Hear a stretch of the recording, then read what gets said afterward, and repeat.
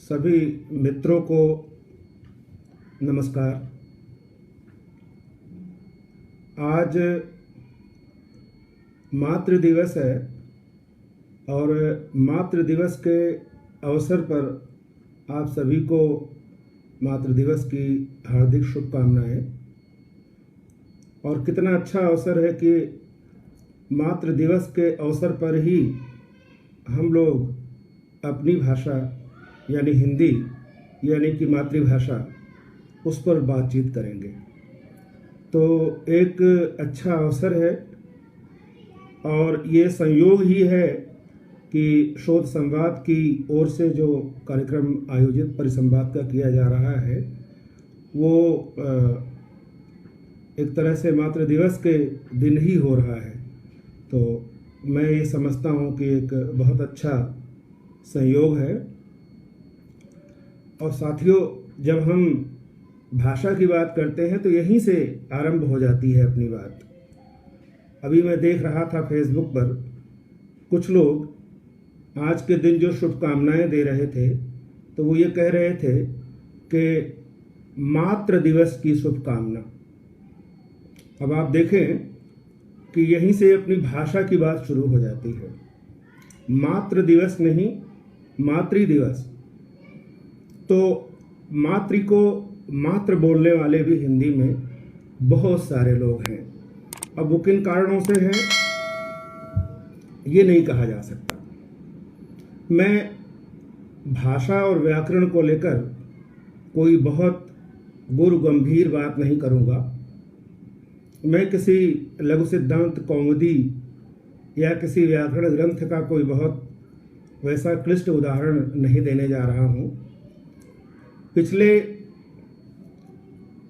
कई वर्षों से, लगभग 30-35 वर्षों से अध्ययन अध्यापन करते हुए, पढ़ते पढ़ाते हुए हमें बहुत सारी चीज़ें देखने को मिली भाषा को लेकर, व्याकरण को लेकर।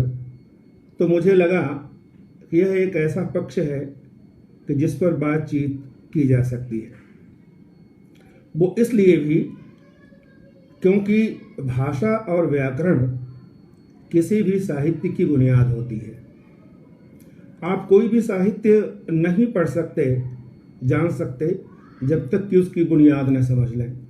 मैं बार बार अपनी कक्षाओं में उदाहरण देता हूँ विद्यार्थियों को कि जिस तरह से शर्ट का पहला बटन होता है वो अगर ठीक से बंद हो जाए तो पूरे शर्ट की जो सेटिंग है वो सही रहती है। ठीक उसी तरह से किसी भी काम की जो बुनियाद है, जो पहली सीढ़ी है, वो उसकी बहुत महत्वपूर्ण होती है। मैं समझता हूँ हिंदी साहित्य की जो आधारशिला है, उसकी पहली जो सीढ़ी है वो भाषा और व्याकरण है। और मैंने ये देखा कि अगर आप पहले ही स्टेप यानी पहली सीढ़ी का ही अगर आप उसकी उपेक्षा कर दें तो आगे फिर आप अपनी यात्रा तय नहीं कर सकते। प्रायः मैंने देखा है कि हमारे हिंदी के विद्यार्थियों का भाषा और व्याकरण वाला ये पक्ष बहुत कमज़ोर होता है। उसके पीछे कारण यह है कि किसी भी स्तर पर भाषा को या व्याकरण को ढंग से पढ़ाया नहीं जाता। हमने एमए की कक्षाओं में भी देखा है कि विद्यार्थी व्याकरण पक्ष से और भाषा के पक्ष से बहुत ही कमज़ोर होते हैं। और उसके पीछे ये भी कारण है कि वे ये मान के चलते हैं कि जो हिंदी भाषा है ये तो अपनी भाषा है, इसे हम जैसा ही लिख देंगे, जैसा ही बोल देंगे, वैसा ही मान लिया जाएगा। और एक जो ये ओवर कॉन्फिडेंस जिसे हम कहते हैं विद्यार्थियों में आता है, और केवल विद्यार्थियों में नहीं, ये प्राध्यापकों में भी देखने को मिलता है। हमारे बहुत सारे जो प्राध्यापक मित्र हैं वे भाषा और व्याकरण को लेकर सबसे ज़्यादा उपेक्षित भाव रखते हैं अपना, और यही कारण है कि वो बहुत अंत तक कमज़ोर रह जाती है। मैं आपसे बातचीत कर रहा हूँ और जब मैंने कहा पहली सीढ़ी, तो अब मैं बहुत छोटी छोटी बातें करूँगा आपसे भाषा को लेकर, क्योंकि आप बोझिल ना हो। वैसे भी भाषा और व्याकरण का जो पक्ष है वो बहुत कठिन होता है। तो इसलिए इसको थोड़ा हम सरल करके और बड़े व्यवहारिक ढंग से बातचीत करते हुए कहें कि गालिब का एक शेर है जिसमें वो कहते हैं कहीं कि अगर अपना कहा खुद आप ही समझे तो क्या समझे, मज़ा तो तब है जब एक कहे और दूसरा समझे।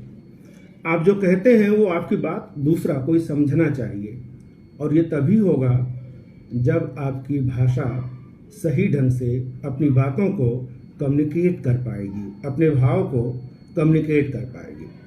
क्योंकि साहित्य का पढ़ना पढ़ाना मुझे ऐसा लगता है एक तरफा नहीं होता है। ऐसा नहीं होता है कि प्राध्यापक क्लास में आके कुछ बोल जाएं और विद्यार्थी स्थान बने पेड़ की तरह बैठे रहें और फिर वो अपनी हाजिरी दें, टीचर अपना व्याख्यान दें और चले जाएं। भाषा का संबंध, पढ़ाई का संबंध दोनों तरफ से पारस्परिक, जिसे रेसिप्रोकल कहते हैं अंग्रेजी में, तो वो पारस्परिक संवाद की स्थिति होती है। जैसे हम आपस में संवाद कर रहे हैं। मैं कई बार क्लास में देखता हूँ कि बहुत छोटी छोटी बातें हमसे छूट जाती हैं। अब यहीं से आप देखें, मैं अगर आरंभ करूँ कि हिंदी भाषा की अगर हम बात करें तो सबसे उसकी जो प्राथमिक इकाई है वो क्या है, वो है ध्वनि। और ध्वनि ही जब हम बोलते हैं तो अक्षर के रूप में वो हमारे सामने आती है। अक्षर शब्द बनाते हैं, शब्द वाक्य बनाते हैं, वाक्य भाषा बनाते हैं, और भाषा से फिर साहित्य होता है। और साहित्य के बाद अगर आप सृजनात्मक साहित्य आप लिखते हैं तो वो एक अंतिम सीढ़ी है, शिखर की सीढ़ी है।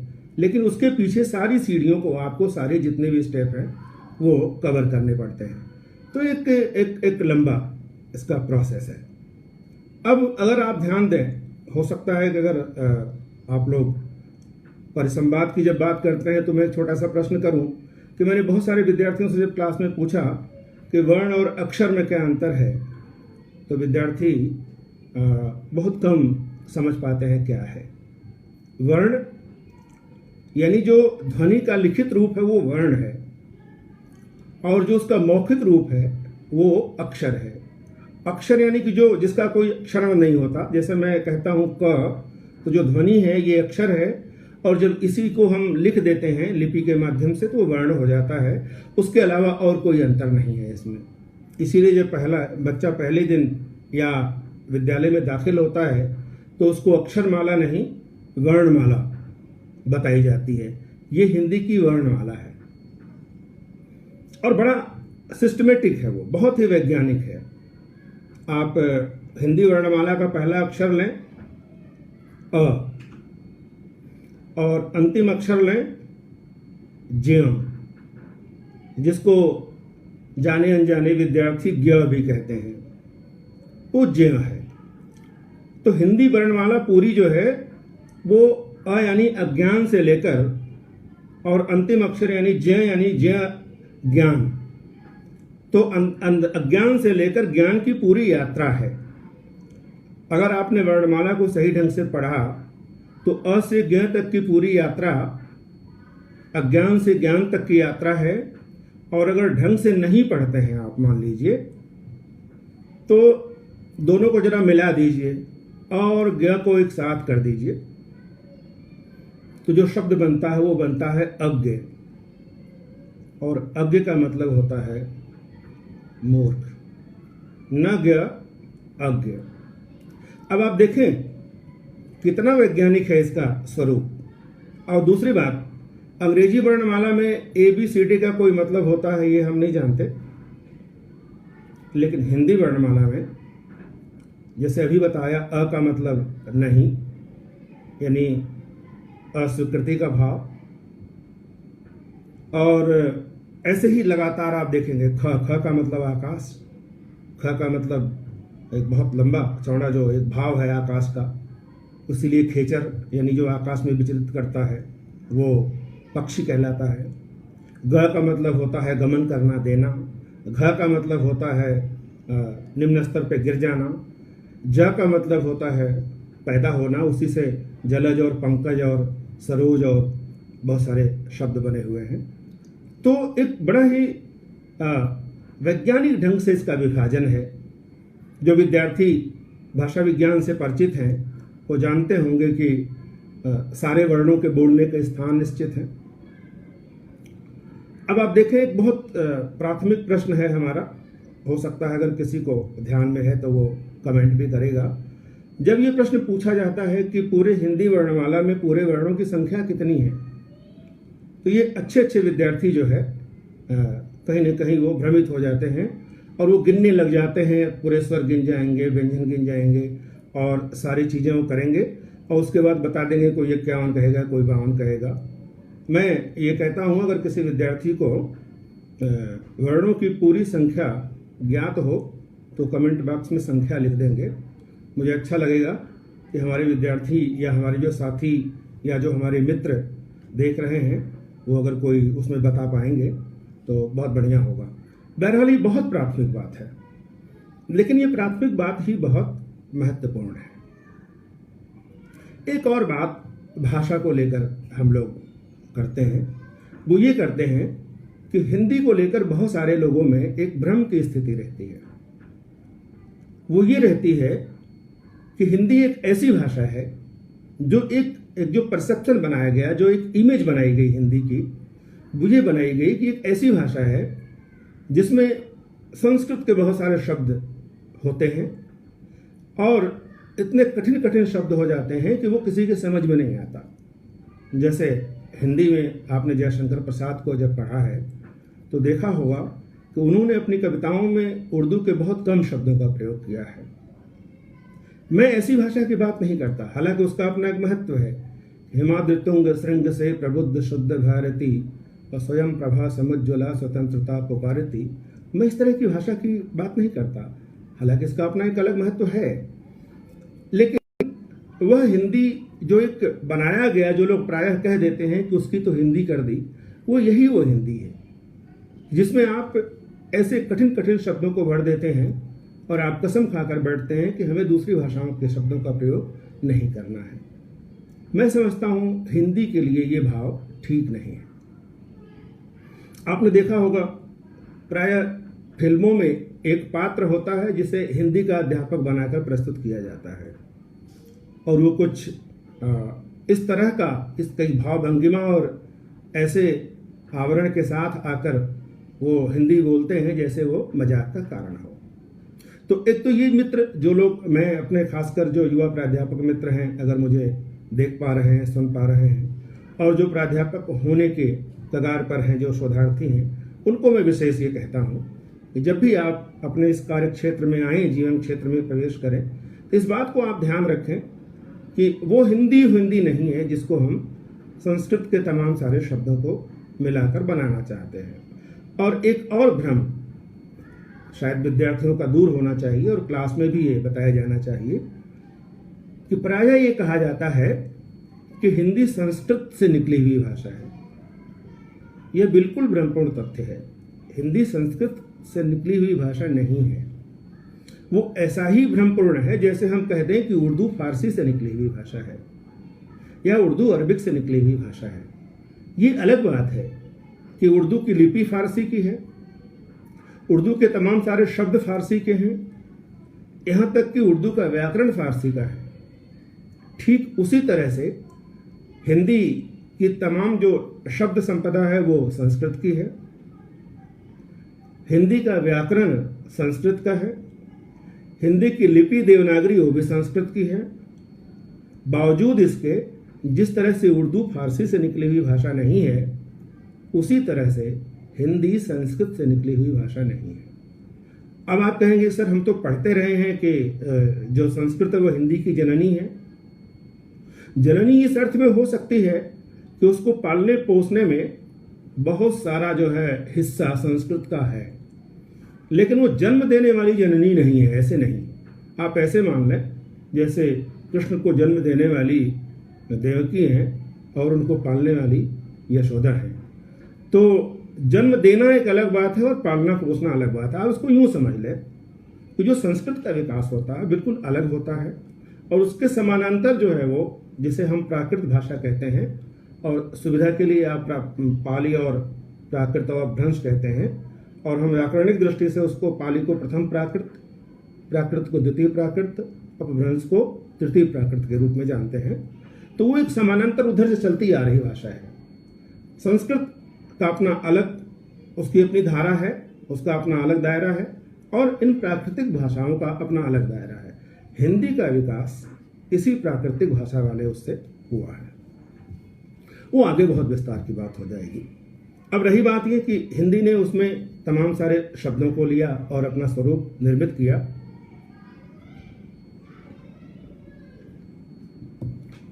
जैसे हिंदी में दुनिया की जितनी भी दुनिया की भाषाएं हो सकती हैं, सभ्य भाषाएं, उन सारी सभ्य भाषाओं के शब्द इसमें हिंदी में आए हैं। जापानी का आया है, तुर्की का आया है, चीनी का आया है, अंग्रेजी का तो है ही है, उर्दू के तमाम सारे शब्द हैं, फारसी के तमाम सारे शब्द हैं। तो इन सारे, इसलिए हम कहते हैं कि हिंदी एक वचनीय शब्द नहीं है। एक तरह से एक तो बहुवचनीय शब्द है कि हिंदी के इतने सारे रूप हैं। पूर्वी हिंदी है, पश्चिमी हिंदी है, और उनकी तमाम सारी बोलियां हैं। पहाड़ी हिंदी है और बघेली, छत्तीसगढ़ी मिला के आप 18, 19, 20 कितनी बना देते हैं इसकी बोलियां। तो एक वचन नहीं है। हिंदी एक तरह से संकुल है, मंजुम है। जैसे उर्दू के लिए कहा जाता गुलदस्ता है, तो उसमें कई सारे गुल हैं। अब आप उसको आप देखे गुल को निकालते चले जाएंगे कि नहीं नहीं, ये तो अंग्रेजी का शब्द है, इधर हटा दो, ये चाइनीज है, ये जापानी है, तो बाद में क्या बचेगा आपके पास? खाली खाली दस्ता। तो गुलदस्ते की कीमत तभी है जब उसमें तमाम सारे के गुल हों, कई तरह के गुल हों। तो हिंदी या उर्दू दोनों की अगर हम बात करें तो एक तरह से गुलदस्ता है, और उसमें खूबसूरत फूल हैं, और यही उसकी खूबसूरती है। अब आप कल्पना करें कि हम बहुत सारे लोग जब प्रयोग करते हैं तो हम ये नहीं जानते कि हिंदी के माध्यम से किस भाषा का हम प्रयोग कर रहे हैं। जैसे रिक्शा जापानी शब्द है। अब रिक्शा कितना सहज है हमारे जीवन में। रिक्शे वाले स्टेशन चलो, रिक्शे वाले सेक्रेटरिएट चलो, रिक्शे वाले बर्फ खाना चलो, रिक्शे वाले बस स्टैंड चलो। अब अगर आप कहते हैं कि नहीं, तो गलत हो रहा है, हम जापानी शब्द क्यों बोलें, हिंदी बोलेंगे, और फिर आप हिंदी में कहें कि रिक्शे वाले के लिए कि हे त्रिचक्रयान चालक, अब उसके आगे आप स्टेशन की भी हिंदी बनाने लग जाएंगे। लौहपथ गामनी विश्राम स्थल, कि हे त्रिचक्रयान चालक, लौहपथ गामनी विश्राम स्थल चलो। तो रिक्शे वाला सबसे पहले आपसे कहेगा कि बाबूजी हिंदी में बोलिए, आप अंग्रेजी में क्यों बोल रहे हैं। तो आप हिंदी को इस तरह से एक कृत्रिम स्वरूप देकर उसके रूप को विकृत कर रहे हैं। अब आपका सवाल ये हो सकता है कि सर इसका मतलब यह है कि दूसरी भाषाओं के शब्द मिलाते रहें, हम मिलाते रहें। नहीं, ये भी नहीं है। ऐसा भी नहीं हो सकता है कि जैसे मान लीजिए मैंने ये कह दिया कि क्लास में टीचर ने टाइम टेबल डिस्कस किया। अब इसमें एक भी शब्द हिंदी का नहीं है, केवल क्रिया है और कारक है। ने, टीचर ने, और किया, क्रिया है। मगर ये वाक्य अंग्रेजी का नहीं है, ये हिंदी का वाक्य है। लेकिन हमें इतना भी नहीं करना है कि मम्मी ने किचन में राइस कुक किया। ऐसा कृत्रिम रूप हिंदी को नहीं देना, इंग्लिश नहीं बनाना है। लेकिन जो सहज रूप से जो शब्द आए हुए हैं उनके प्रयोग में कोई परहेज नहीं होना चाहिए, कोई आपको उसमें गुरेज नहीं होना चाहिए, कोई कठिनाई नहीं होना चाहिए। कारण यह है कि जब एक नदी चलती है तो उसके साथ छोटी मोटी धाराएं आकर उसमें मिलती हैं, और नदी की यही खासियत है कि वो स्वयं चलती है और आसपास के नदियों को भी मिलाकर चलती है, और तभी उस नदी की जीवंतता बनती है। याद करिए कबीर को, कबीर ने क्या कहा था कि संस्कृत खारी कूप जल, भाषा बहता नीर। भाषा यानी हिंदी के लिए उन्होंने कहा था। यानी जब भाषा बहता नीर यानी पानी जो जिसमें बहाव रुक जाएगा वो मर जाएगी भाषा। संस्कृत में एक वो प्रश्न पूछा जाता है कि सिद्ध कीजिए कि संस्कृत एक मृत भाषा है। तो जैसे कुएं का पानी और नदी का पानी, तो संस्कृत को कुएं का पानी बना दिया गया, और हिंदी जो है ये बहता नीर है, नदी है, रवानी। अब आप जानते हैं ना, जिंदगी में आप महसूस कर रहे होंगे इस लॉकडाउन के दौरान कि जिंदगी ठहर सी गई है, कि कहते हैं गतिशीलता नहीं रह गई। बड़ा डिप्रेशन में कुछ लोग आ गए होंगे। क्यों? क्योंकि जब गतिशीलता रुक जाती है, जब जीवंतता रुक जाती है, जिंदगी जिंदा दिली का नाम है, आप पढ़ते ही हैं।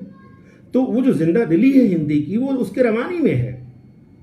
वो जितने भी खूबसूरत शब्दों को लेगा अपने अंदर, कोई भी भाषा जितना समेटेगी उतना ही वो समृद्ध होगी। अंग्रेजी में हर साल बहुत सारे शब्द आते हैं, लिए जाते हैं, ऐसे ही हिंदी। तो हिंदी ने ये भ्रम आप हटाइए कि हम दूसरी भाषाओं के शब्दों को नहीं स्वीकार करेंगे। अब आप देखें, आप में से कुछ मित्र अगर कमेंट करेंगे या ध्यान में अगर आपके होगा कि हमने अभिव्यक्ति को परफेक्शन देने के लिए अंग्रेजी से व्याकरण के चिन्हों को ग्रहण किया। भाषा की बहुत अच्छी अभिव्यक्ति हो सके, इसके लिए हमने उर्दू और फारसी और अरबी के जो चिन्ह हैं उनको लिया, अन्य भाषाओं के शब्दों को लिया, तब इसको समृद्ध किया। वरना आपके बहुत सारे जो हिंदी के मित्र हैं उनको ये भी ध्यान में नहीं होगा कि हिंदी में कॉमा कैसे लगाते हैं। हिंदी में कॉमा कैसे लगाते हैं? आप सोचिए कि पूर्ण विराम के लिए तो एक पाई लगाते हैं और कॉमा के लिए अंग्रेजी वाला जो कॉमा है उसको कॉमा लगा देते हैं। लेकिन हिंदी में कॉमा जो लगाते थे, आप तुलसीदास की रामचरितमानस की चौपाई देखिए, तो कॉमा के लिए एक जो है मतलब खड़ी पाई और फुल स्टॉप के लिए 2 खड़ी पाई। अब एक खड़ी पाई कॉमा के लिए कहाँ यूज होता है, कहाँ प्रयोग में आता है? तो हमने अपने आप को समृद्ध किया। वो जहां से भी मिल सकता है, अच्छाई जहां से भी मिल सकती है। भर्तृहरि ने अपने शतक में लिखा है कि अगर स्वर्ण की प्राप्ति किसी बहुत ही मिट्टी से हो रही हो या गोबर से हो रही हो, तो वहां से भी स्वर्ण को ग्रहण कर लेना चाहिए। हिंदी ने यही किया। हिंदी ने संस्कृत से लिया। मैंने कहा जापानी शब्द है रिक्शा, हिंदी बनाने की कोशिश मत करिए वरना मजाक के पात्र बन जाएंगे। अंग्रेजी के कितने शब्द हैं। हमने ग्लास लिया, हमारे सामने ग्लास है ये पानी का, ग्लास लिया हमने, लेकिन उसको अपने तरीके से कर लिया। ग्लास ही नहीं किया, उसको गिलास कर दिया। और जो मेरे हमारे भोजपुरी मित्र होंगे वो तो जानते होंगे, हमने गिलास का गिलसिया भी कर दिया। ये हमारे भाषा की ताकत है। तो हमने तुर्किश से लिया। अब लास्ट शब्द, जो लोग शायरी करते हैं उनको मालूम होगा कि लास्ट तुर्किश शब्द है। अब कितना अच्छा है। लेकिन अब लास्ट को अगर आप हिंदी में कन्वर्ट करें, उसका तर्जुमा करें, तो वो बड़ा मुश्किल होगा। तो इस तरह से मैं समझता हूँ। कफन कहानी, प्रेमचंद ने कफन शब्द फारसी का है। क्या हिंदी के इतने बड़े अफसाना निगारी न जानते हो कि कफन को हिंदी में क्या कहते हैं? मगर वो कफन ही इतना बढ़िया भाव संपन्न शब्द है कि उसको छोड़ के दूसरा कोई शब्द हो नहीं सकता। अब आप कहेंगे कि अगर हम कहें जा करके कि भाई दुकानदार से कहें उससे कि सवा भरण दीजिए, तो कहेगा साहब ये तो आइटम है नहीं हमारे पास। तो भाषा को इस तरह से कृत्रिम नहीं बनाना है। जो शब्द जहां से सहज रूप में आए। अब एक बड़ा अच्छा उदाहरण हमारे ध्यान में आया कि आपने देखा होगा कि इटालियन शब्द है बटन, बटन शब्द है। अब बटन इटालियन शब्द है और हिंदी में इतना अधिक वो सम्मिलित हो गया है कि बटन टूट गया, बटन गिर गया, बटन टाँक दो, बटन रखा हुआ है। और तो और छोड़िए, कहते हैं कि आंख है कि बटन है। अब इतना बढ़िया समझ में आ रहा है। भैया आंख है कि बटन है, गांव में बोलते हैं लोग। अब समझ में आ रहा है। और आपने कहा नहीं भाई ऐसा है तो मिलावट हो रही है, तो हिंदी को ऐसा करते हैं कि हिंदी में बटन का कुछ एक स्थानापन्न जो शब्द है वो लाते हैं। और आपने मेहनत करके बना दिया कि अस्त व्यस्त वस्त्र योजक घुंटिका। वाह, आपने शब्द बनाया अस्त व्यस्त वस्त्र योजक घुंटिका, यानी ऐसी घुंटिका जो अस्त व्यस्त वस्त्रों को जोड़ देती है। आप नहीं जानते आपने क्या किया। आप दुकान पर गए, दुकान वाले से कहा भैया जी हमको संख्या में 12 अस्त व्यस्त वस्त्र योजक घुंटिका दे दीजिए। दुकान वाला कहेगा साहब ये आइटम कोई बहुत कीमती लगता है, विदेशी आइटम अभी आया नहीं है दुकान में, और अब यहाँ उसकी आंख तो बटन है, क्योंकि सामने ही बटन रखा हुआ है डब्बा। आप सोचिए क्या करना चाहते हैं। यही वो भाषा है जिसको हमें ध्यान में रखना है कि भाषा का मजाक नहीं बनाना है। बटन समझ में आ रहा है, उसको आप लीजिए। तो इस तरह से जितने भी तमाम सारी भाषाओं के शब्द हैं उसको लेकर के हिंदी ने अपने आप को समृद्ध किया। अरे और तो और मुझे ध्यान में आ गया, बहुत ज़्यादा जो हिंदी को बहुत ज़्यादा कहते हैं कि हिंदी हिंदी, उनके लिए जानकारी होनी चाहिए कि हिंदी खुद हिंदी का शब्द नहीं है। अब लीजिए, हिंदी जो शब्द है, लफ्ज़ हिंदी, वो खुद हिंदी का नहीं है, ये फारसी का है। अरबिक भाषा में एक शब्द चलता है हिंदसा। हिंदसा का मतलब होता है मैथमेटिक्स। आपको जानकारी है ना कि मैथ्स विद्या जो है वो हिंदुस्तान से चली है, यहां से गई है। तो हिंदुस्तान से जो आया हुआ है वो हिंदसा, यानी मैथमेटिक्स, यानी हिंदी। तो हिंदी शब्द ही जब हिंदी का नहीं है तो इसको इतना अधिक आग्रह लेकर हिंदी में कि नहीं, हम तो हिंदी की ही बात करेंगे और हिंदी को हम हिंदी के रूप में ही मानेंगे, और जैसा कि आप उसका स्वरूप विकृत करते हुए चले जाएंगे। तो पहली बात तो ये कि हिंदी में जितनी भी सारी चीज़ें आ रही हैं स्वाभाविक रूप में वो आए और उनका स्वरूप बने, और आप उसकी जानकारी रखें। दूसरा, जब आप हिंदी का व्यवहार करते हैं तो उसमें दो बातों का ध्यान में होना आवश्यक है। पहला ये कि जब कोई वाक्य आप बोलते हैं तो उसको ठीक होने के लिए एक तो वो दो रूप होगा। पहला ये कि वो व्याकरण की दृष्टि से सही है, यानी कर्ता जहाँ है कर्ता, क्रिया जहाँ है क्रिया, विशेषण जहाँ है विशेषण, कर्म जहाँ है कर्म, उस हिसाब से उसका होना चाहिए स्थानापन्न मतलब शब्दों का। तो एक तो ये कि वो व्याकरण की दृष्टि से सही हो। दूसरी बार आप उसको जांचेंगे कि वो भाव की दृष्टि से भी सही हो। भाव की दृष्टि से सही अगर नहीं तो वाक्य व्याकरण की दृष्टि से भी ठीक होते हुए किसी काम का नहीं होगा। जैसे मैं आपको एक उदाहरण दूं, मान लीजिए आपने कहा कि हिमालय पर्वत कल लंदन की सैर करने गया था। मान लीजिए आपने ये वाक्य कहा, या एक हवाई जहाज लंदन में अपने लिए किराए का मकान ढूंढ रहा था। ये वाक्य बिल्कुल सही है व्याकरण की दृष्टि से। व्याकरण की दृष्टि से इसमें कोई दिक्कत नहीं है। लेकिन जब आप भाव की दृष्टि से जांचेंगे, टूल जो आपके पास है व्याकरण की दृष्टि से और फिर भाव की दृष्टि से, तो पता चलेगा कि आप न जाने क्या कह गए। ये कभी संभव ही नहीं है। तो इसके लिए आवश्यकता पड़ती है कि आपके पास शब्द भंडार बहुत सारा हो गया, आपके पास सब चीजें जानकारी हो गई, अब वो सही है, तो जो उसका जो टूल है वो है व्याकरण। व्याकरण एक ऐसा टूल है जो भाषा को परखता है। उसका वो जैसे सोने की परख करते हैं ना कसौटी पर, तो व्याकरण जो है वो भाषा की कसौटी है। और दोनों मिलकर जब भाषा का मेल व्याकरण से होता है तब साहित्य का निर्माण होता है। इसलिए कोई भी चीज व्याकरणिक दृष्टि से भी ठीक होना चाहिए और उसके बाद वो भाव तो होना ही चाहिए। अब आजकल देखा होगा बहुत सारे लोग तर्क करते हैं। अभी हमारे एक मित्र ने उसको फेसबुक पर भी लगाया था।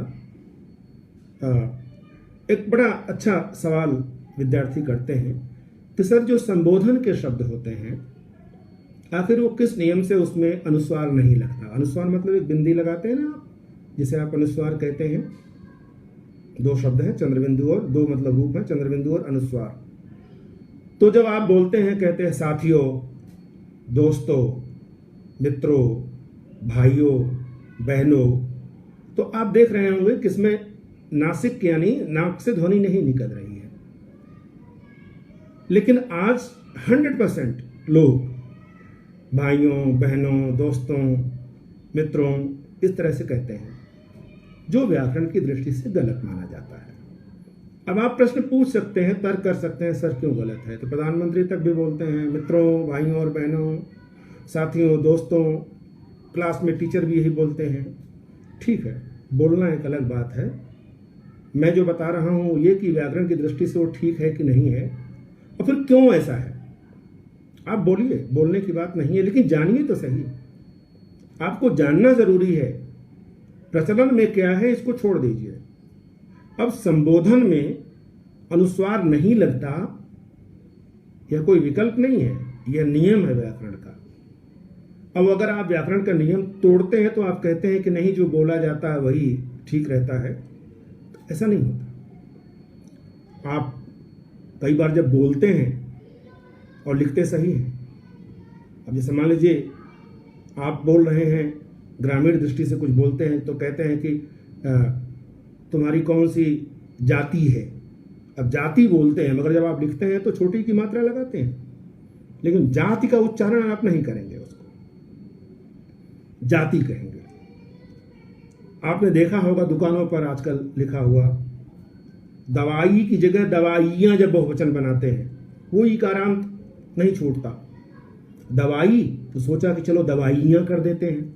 तो जितनी भी मेडिकल स्टोर मिलेंगे आप वहाँ देखेंगे, यहाँ अंग्रेजी दवाइयाँ मिलती हैं। अब ये दीर्घ कैसे हो गया? आपने सोचा होगा कि जितने भी शब्द इकारांत हैं दीर्घ, दवाई है तो दवाइयाँ कर दें। अब मान लीजिए आप क्लास में पढ़ा रहे हैं, छोटी क्लास के बच्चे हैं और आप पढ़ा रहे हैं, तो उनको कैसे समझाएंगे कि ये कैसे हो जाता है? अब आप कहेंगे सर मेडिकल स्टोर पर पूरे हर जगह लिखा रहता है, तो क्या गलत है? हाँ गलत है, वो पेंटर ही तो लिखता है ना।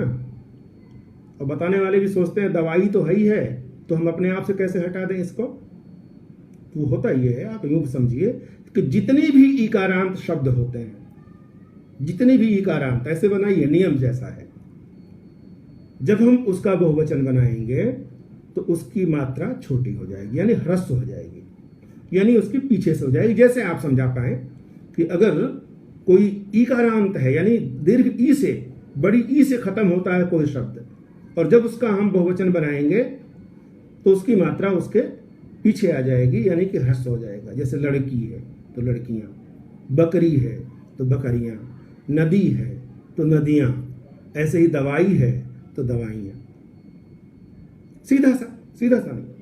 लेकिन होता यह है कि हम जो लोक प्रचलित है उसको ज्यादा मान लेते हैं, जो सही है उस तरफ ध्यान नहीं देते। अब सामान्य बात करते करते हम लोग विशेष बात की तरफ बढ़ेंगे, भाषा के रूप को आगे देखते हुए। तो संबोधन वाली बात जैसे हम लोग कर रहे थे, अब आप देखेंगे जब हम संबोधन में बिंदी लगा देते हैं, दोस्तों, तो अब दोस्तों कहते ही उसके आगे कुछ और चाहिए। दोस्तों ने आग्रह किया, दोस्तों की बात सुनो, भाइयों को बुलाओ, यानी जैसे ही आप अनुस्वार लगा के बोलेंगे तो उसमें कोई न कोई परसर्ग की डिमांड होगी, की, ने की, को की, इस तरह की डिमांड होगी। लेकिन जब आप बिना अनुस्वार के बोलेंगे तो वो डिमांड उसमें नहीं होगी। जब आप कहेंगे दोस्तों मैं आपके सामने हूं, बड़ा अच्छा चलता है इसमें एक वो मैं कहूँ मजाक है थोड़ा सा, कि भाव को नहीं समझने के कारण कई बार लोग, मैं अरुणाचल प्रदेश में था तो वहाँ एक केरल के प्राध्यापक थे, उन्होंने मुझे बड़े गंभीरता, अंग्रेजी के थे वो, बहुत ही गंभीरता से बुलाया और अपने पास बैठाया और बोले कि शंभुनाथ जी एक चीज़ बताइए कि जैसे बोलते हैं कि तशरीफ रखिए और कहते हैं कि तशरीफ रखिए और कुछ रखता नहीं है, ये क्या मतलब हुआ? मैंने कहा कि क्या मतलब? तो बोले कुछ रखने के लिए कह रहे हैं ना। तो वो कहे कि उन्होंने कहा कि हाँ कहते हैं ना। तो मैंने कहा सर आप अंग्रेजी में जब बोलते हैं I am going to speak, तो आप कहीं जा रहे थोड़ी होते हैं, भाई मंच पर खड़े होते हैं और आप कहते हैं I am going to speech, I am going to deliver my lecture, तो आप कहीं जा रहे होते हैं क्या? तो इसीलिए जब हिंदी में हम उसको कन्वर्ट करते हैं तो हम कहते हैं कि अच्छा अब मैं बोलने जा रहा हूं। ये वाक्य ध्यान दीजिएगा, हिंदी का वाक्य नहीं है। जब आप कहते हैं कि मैं बोलने जा रहा हूं तो ये हिंदी का वाक्य नहीं हुआ, ये अंग्रेजी का अनुवाद कर रहे हैं। जैसे गुड मॉर्निंग को आप सुप्रभात कर देते हैं तो सुप्रभात हिंदी का नहीं हुआ, अंग्रेजी का अनुवाद हुआ। अभी 1-2 दिन पहले आपने अनुवाद पर कुछ लेक्चर सुना था, आपको बड़ा इंटरेस्टिंग लगा होगा। तो चूंकि अनुवाद हमारा विषय नहीं है, नहीं तो उस पर भी हम लोग बात करते। जब हम हिंदी से अनुवाद करते हैं तो वो जो हिंदी में शब्द आता है वो बड़ा कृत्रिम होता है। जैसे एक उदाहरण देखें आप, अंग्रेजी में एक शब्द है फूड ग्रेन। तो फूड ग्रेन का मतलब हमने जो अनुवाद किया हिंदी में जो चलता है सरकारी अनुवाद, वह खाद्यान्न है। अब खाद्यान्न कृत्रिम अनुवाद है, वो शब्द है ये भाई, उसके लिए हमारे यहाँ अनाज है तो हम अनाज का सीधे प्रयोग ना करें, खाद्यान्न पे क्यों जाए। तो हम अंग्रेजी से आते हैं, हाँ, तो वो जो सर कहते हैं कि तशरीफ रखिए और कुछ रखता भी नहीं है। मैंने कहा सर रखने वाली कोई बात नहीं है तो अच्छा हुआ, वरना हमारे यहाँ तो उधर अलीगढ़ वाले जब बोलेंगे कि साहब तशरीफ का टोकरा रखिए, तब आप और घबरा जाएंगे कि यार ये टोकरा रखने के लिए कह रहा है और कुछ भी नहीं रख रहा है। तो ये भाषा की अभिव्यक्ति की अपनी एक ताकत होती है। तो जैसे मैंने कहा संबोधन में अनुस्वार नहीं लगता। और मित्रों, साथियों, दोस्तों, विद्यार्थियों, भाइयों बहनों, प्रैक्टिस करें, प्रयोग से आप सफल होते हैं। और देखिए हिंदी भाषा की सबसे बड़ी खूबसूरती यही होगी कि जहाँ तक हो सके उसको व्याकरण की दृष्टि से और भाव की दृष्टि से ठीक ठीक बोलें। एक अध्यापक हैं आप, अध्यापक होने के नाते आप कॉपी किए जाते हैं, आप मार्क किए जाते हैं, आप दूसरों की निगाह में आते हैं। जब आप क्लास में खड़े होते हैं तो आप सबको भले न देख रहे हो, लेकिन आपको तो सभी देख रहे होते हैं। इसलिए आपसे जो कुछ भी निकलता है वो मानक होता है, होना चाहिए। होता है कि नहीं? होना चाहिए। और वो मानक तब जब होगा जब आप व्याकरण का आधार ग्रहण करेंगे। और ध्यान दीजिए, साहित्य हिंदी की जो पहली सीढ़ी है भाषा और व्याकरण, अगर पहली सीढ़ी को इग्नोर कर दिया आपने तो अगली सीढ़ी आप सही ढंग से नहीं कर पाएंगे व्याख्यायित। जैसे मैंने कहा कि शर्ट का पहला बटन अगर आप ठीक नहीं बंद करते हैं, पूरी सेटिंग खराब होगी। पहला बंद होगा सब ठीक होगा। तो हिंदी हमें 3 स्तरों पे सुधारती है। एक तो भाषा का संस्कार, फिर दूसरे साहित्य का संस्कार, और तीसरे अगर आप कवि भी हैं, मान लीजिए साहित्यकार भी हैं, तो तीसरा एक और जो शीर्षस्थ संस्कार भाषा का हो सकता है वो स्वरूप है। कवि होना मानव होना भाग्य है, कवि होना सौभाग्य। जिन उनकी नीरज की पंक्ति है ये, हालांकि पंक्ति इनकी अनुवाद की है। कितना बढ़िया अनुवाद किया। आप लोग अनुवाद पे जब क्लास करे होंगे तो देखे होंगे उसमें कि वो एक बहुत अच्छा ये संस्कृत का श्लोक है, मुझे अगर याद आ गया तो। हाँ, नरत्वम दुर्लभम लोके, दुनिया में मनुष्य होना बहुत दुर्लभ है। नरत्वम दुर्लभम लोके, और विद्या तत्र से दुर्लभा, उससे ज्यादा दुर्लभ है पढ़ा लिखा मनुष्य होना। मनुष्य होना दुर्लभ, फिर पढ़ा लिखा मनुष्य होना दुर्लभ। और कवित्वम दुर्लभम तत्र, उसमें पढ़े लिखे में कवि हो जाना अत्यंत दुर्लभ है। और उन कवियों में भी प्रतिभा तत्र से दुर्लभ है, प्रतिभावान कवि होना बहुत ही दुर्लभ है।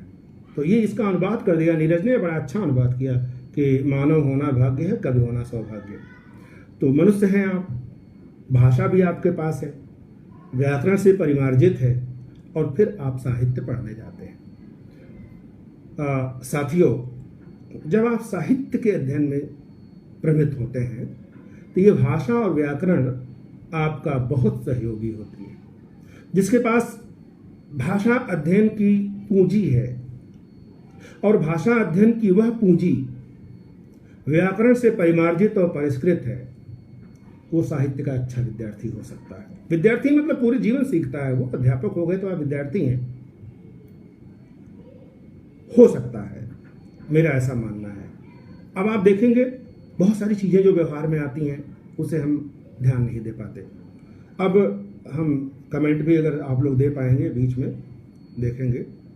मान लीजिए मैं एक शब्द देता हूं, अगर अंतः प्लस राष्ट्रीय, अंतः और प्लस राष्ट्रीय अगर मिला देंगे तो कौन सा शब्द बनेगा? हमारे बहुत सारे जो मित्र सुन रहे होंगे, मैं उन लोगों से इसका उत्तर चाहूंगा। अंतः को राष्ट्रीय के साथ जब मिलाएंगे तो जो शब्द बनेगा वो शब्द क्या बनेगा? प्रयोग में क्या है मैं इसकी बात नहीं करता।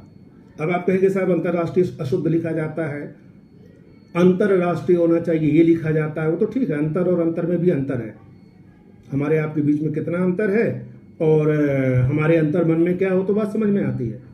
लेकिन मैं दूसरा इससे अलग करता हूँ, व्याकरण की बात आई है ना, इसलिए अंतः को जब राष्ट्रीय के साथ मिलाएंगे जो शब्द बनेगा मैं उसका स्वरूप जानना चाहता हूँ कि हमारे कुछ मित्रों को अगर जानकारी होगी तो मुझे अच्छा लगेगा। बहरहाल तो व्याकरण हमें वो दृष्टि देता है जो कि भाषा को एक कसे हुए रूप में लाए। अब हिंदी के बारे में आप समझ लें, हिंदी का स्वरूप, जैसे मैंने बहुत सारे शब्द कहे, दुनिया के तमाम भाषाओं के शब्द आए हैं, आ गए, ठीक है, उससे क्या है कि हिंदी का स्वरूप सरल तो हो, इससे किसी को गुरेज नहीं है कि हिंदी का स्वरूप सहज होना चाहिए। आप जो बोले वो कम्युनिकेट होना चाहिए। जैसे मैंने पिछले कहा कि गालिब का शेर कहा कि अगर अपना कहा आप ही समझे तो क्या समझे, मजा तो तब है जब आप कहें, एक कहें और दूसरा समझे, आप समझा पाए, वो तभी होगा जब आप सहज होंगे। तो भाषा का स्वरूप सहज होना चाहिए लेकिन बाजारू नहीं होना चाहिए। हमारे जागरूक विद्यार्थी राम कुमार सिंह ने अंतः और राष्ट्रीय से अंतर्राष्ट्रीय बनाया है, जो सही नहीं है। यद्यपि वो बहुत जागरूक हैं लेकिन वो शायद वो अंतर और राष्ट्रीय को मिला करके अंतर्राष्ट्रीय बना रहे हैं। मैंने कहा है, फिर सुन लीजिए, अंतः और राष्ट्रीय को जब मिलाएंगे तो जो शब्द बनेगा मैं उसका स्वरूप जानना चाहूँगा, क्योंकि बहुत अच्छे मित्र जुड़े हुए हैं, जानना चाहिए। हम हिंदी के विद्यार्थी हैं, प्राध्यापक हैं, क्लास में जाएंगे, विद्यार्थी पूछ देगा, बहुत सारी चीज़ें हैं जो कि हमें कंसेप्ट क्लियर करना चाहिए। तो बहरहाल बाजारू रूप नहीं होना चाहिए, जैसे अखबारों की भाषा कई बार होती है। सहज होना चाहिए, भाषा का रूप सहज हो, पानी की तरह बहता हुआ, जिसमें रवानी हो, जिंदा दिली हो, सरल शब्द हो। जरूरी नहीं है कि उन शब्दों को देखने के लिए आपको डिक्शनरी देखना हो। अब एक छोटा सा मैं एक आपको उदाहरण बताता हूँ। एक संस्कृत के अध्यापक थे, तो सुबह सुबह एक 8-9 साल की बच्ची वो आई गुरुजी को चाय देने। तो गंदी संदी बच्ची थी, ऐसे बिना नहाए वहाए आई थी, बाल वाल इसके उलझे हुए थे, तो उसने चाय रखा, गुरुजी को प्रणाम किया। वो शास्त्री जी संस्कृत के विद्वान थे, उन्होंने उसको 5 रुपए दिया और कहा कि बालिके ये 5 रुपयकाणी ग्रहण करो और कल कायाकल्प से स्नान करके, मुख प्रक्षालन करके और कल प्रातःकाल आना। अब वो बच्ची समझी नहीं कि गुरुजी क्या कह रहे हैं। अब पैसे दे रहे हैं तो रख ली, जाकर अपनी मम्मी को दे दी। तो उसकी मम्मी ये समझी कि गुरुजी ने कुछ मंगाया होगा, तो वो गई। उसने कहा कि शास्त्री जी वो बच्ची 5 रुपए ले गई है, उससे आपने क्या कहा? तो कहे कि मैंने यही कहा कि बालिके 5 रुपयकाणी ग्रहण करो और कायाकल्प से अपना मुख प्रक्षालन करके कल सुबह प्रातःकाल आना। तो वो बोले कि कायाकल्प क्या है? अब आप बहुत सारे तमाम मित्रों को बड़ा आश्चर्य होगा जानकर कि जो हम लोगों के पहले ज़माने में आता था लाइफ बॉय साबुन, तो लाइफ बॉय साबुन को बॉय की स्पेलिंग देख लीजिएगा, BUOY है ना, अलग है वो लाइफ बॉय। तो अगर उस लाइफ बॉय की अगर हिंदी हम करेंगे तो कायाकल्प होगा। हो सकता है कायाकल्प नाम से भी साबुन आता हो। तो वो कुछ समझी नहीं, वो इतनी भी अच्छी हिंदी करने की आवश्यकता नहीं है। उसी शास्त्री जी से एक विद्यार्थी ने पूछ लिया कि गुरुजी ये जो बल्ब है, बल्ब ये इसको हिंदी में क्या कहते हैं? बिजली का बल्ब अंग्रेजी का शब्द है ना। उन्होंने कहा कि वत्स ये विद्युत पिंड है और प्रकाश रश्मियां विकीर्ण होकर इसमें से तम का विनाश करती हैं। अब आप देखें, प्रकाश रश्मियां विकीर्ण कर तम का विनाश करने वाला विद्युत पिंड अर्थात बल्ब। इतनी भी व्याकरण की कसौटी पर भाषा को नहीं कसा जाना चाहिए। इसीलिए कहा जाता है संस्कृत में जब एक मात्रा भी लगाते हैं ना आ की, तो उसमें भी एक सूत्र पढ़ते हैं। दीर्घीकरण करते हैं तो एक सूत्र पढ़ते हैं, कुछ हटाना होता है तो पूरा सूत्र पढ़ते हैं। मैं इस तरह का आग्रह तो नहीं करता हूं, लेकिन अब सवाल होता है कि जब इस तरह का आग्रह नहीं करते हैं तो क्या मैं व्याकरण से उसे मुक्त करना चाहता हूं? नहीं। इसीलिए विद्वानों ने हिंदी की मानक वर्तनी तय की है। उस मानक वर्तनी को जो मानक माना गया है आप उसे स्वीकार करें, लेकिन जो शब्दों की अशुद्धि है वो तो आपको शब्दकोशों से ही देखना होगा। अब आप ध्यान देंगे, बड़ा अच्छा लगेगा आपको कि जब आप शब्द कहते हैं शब्दकोश, हिंदी में शब्दकोश देखेंगे जी, मुझे भी देखना पड़ता है, आपको भी देखना चाहिए। अब जैसा देखे होंगे आप लोग कि कैलाश में तालव्य स लिखने वालों की 99% संख्या है, एक छोड़ दिया क्योंकि हो सकता है कोई सही लिखता हो।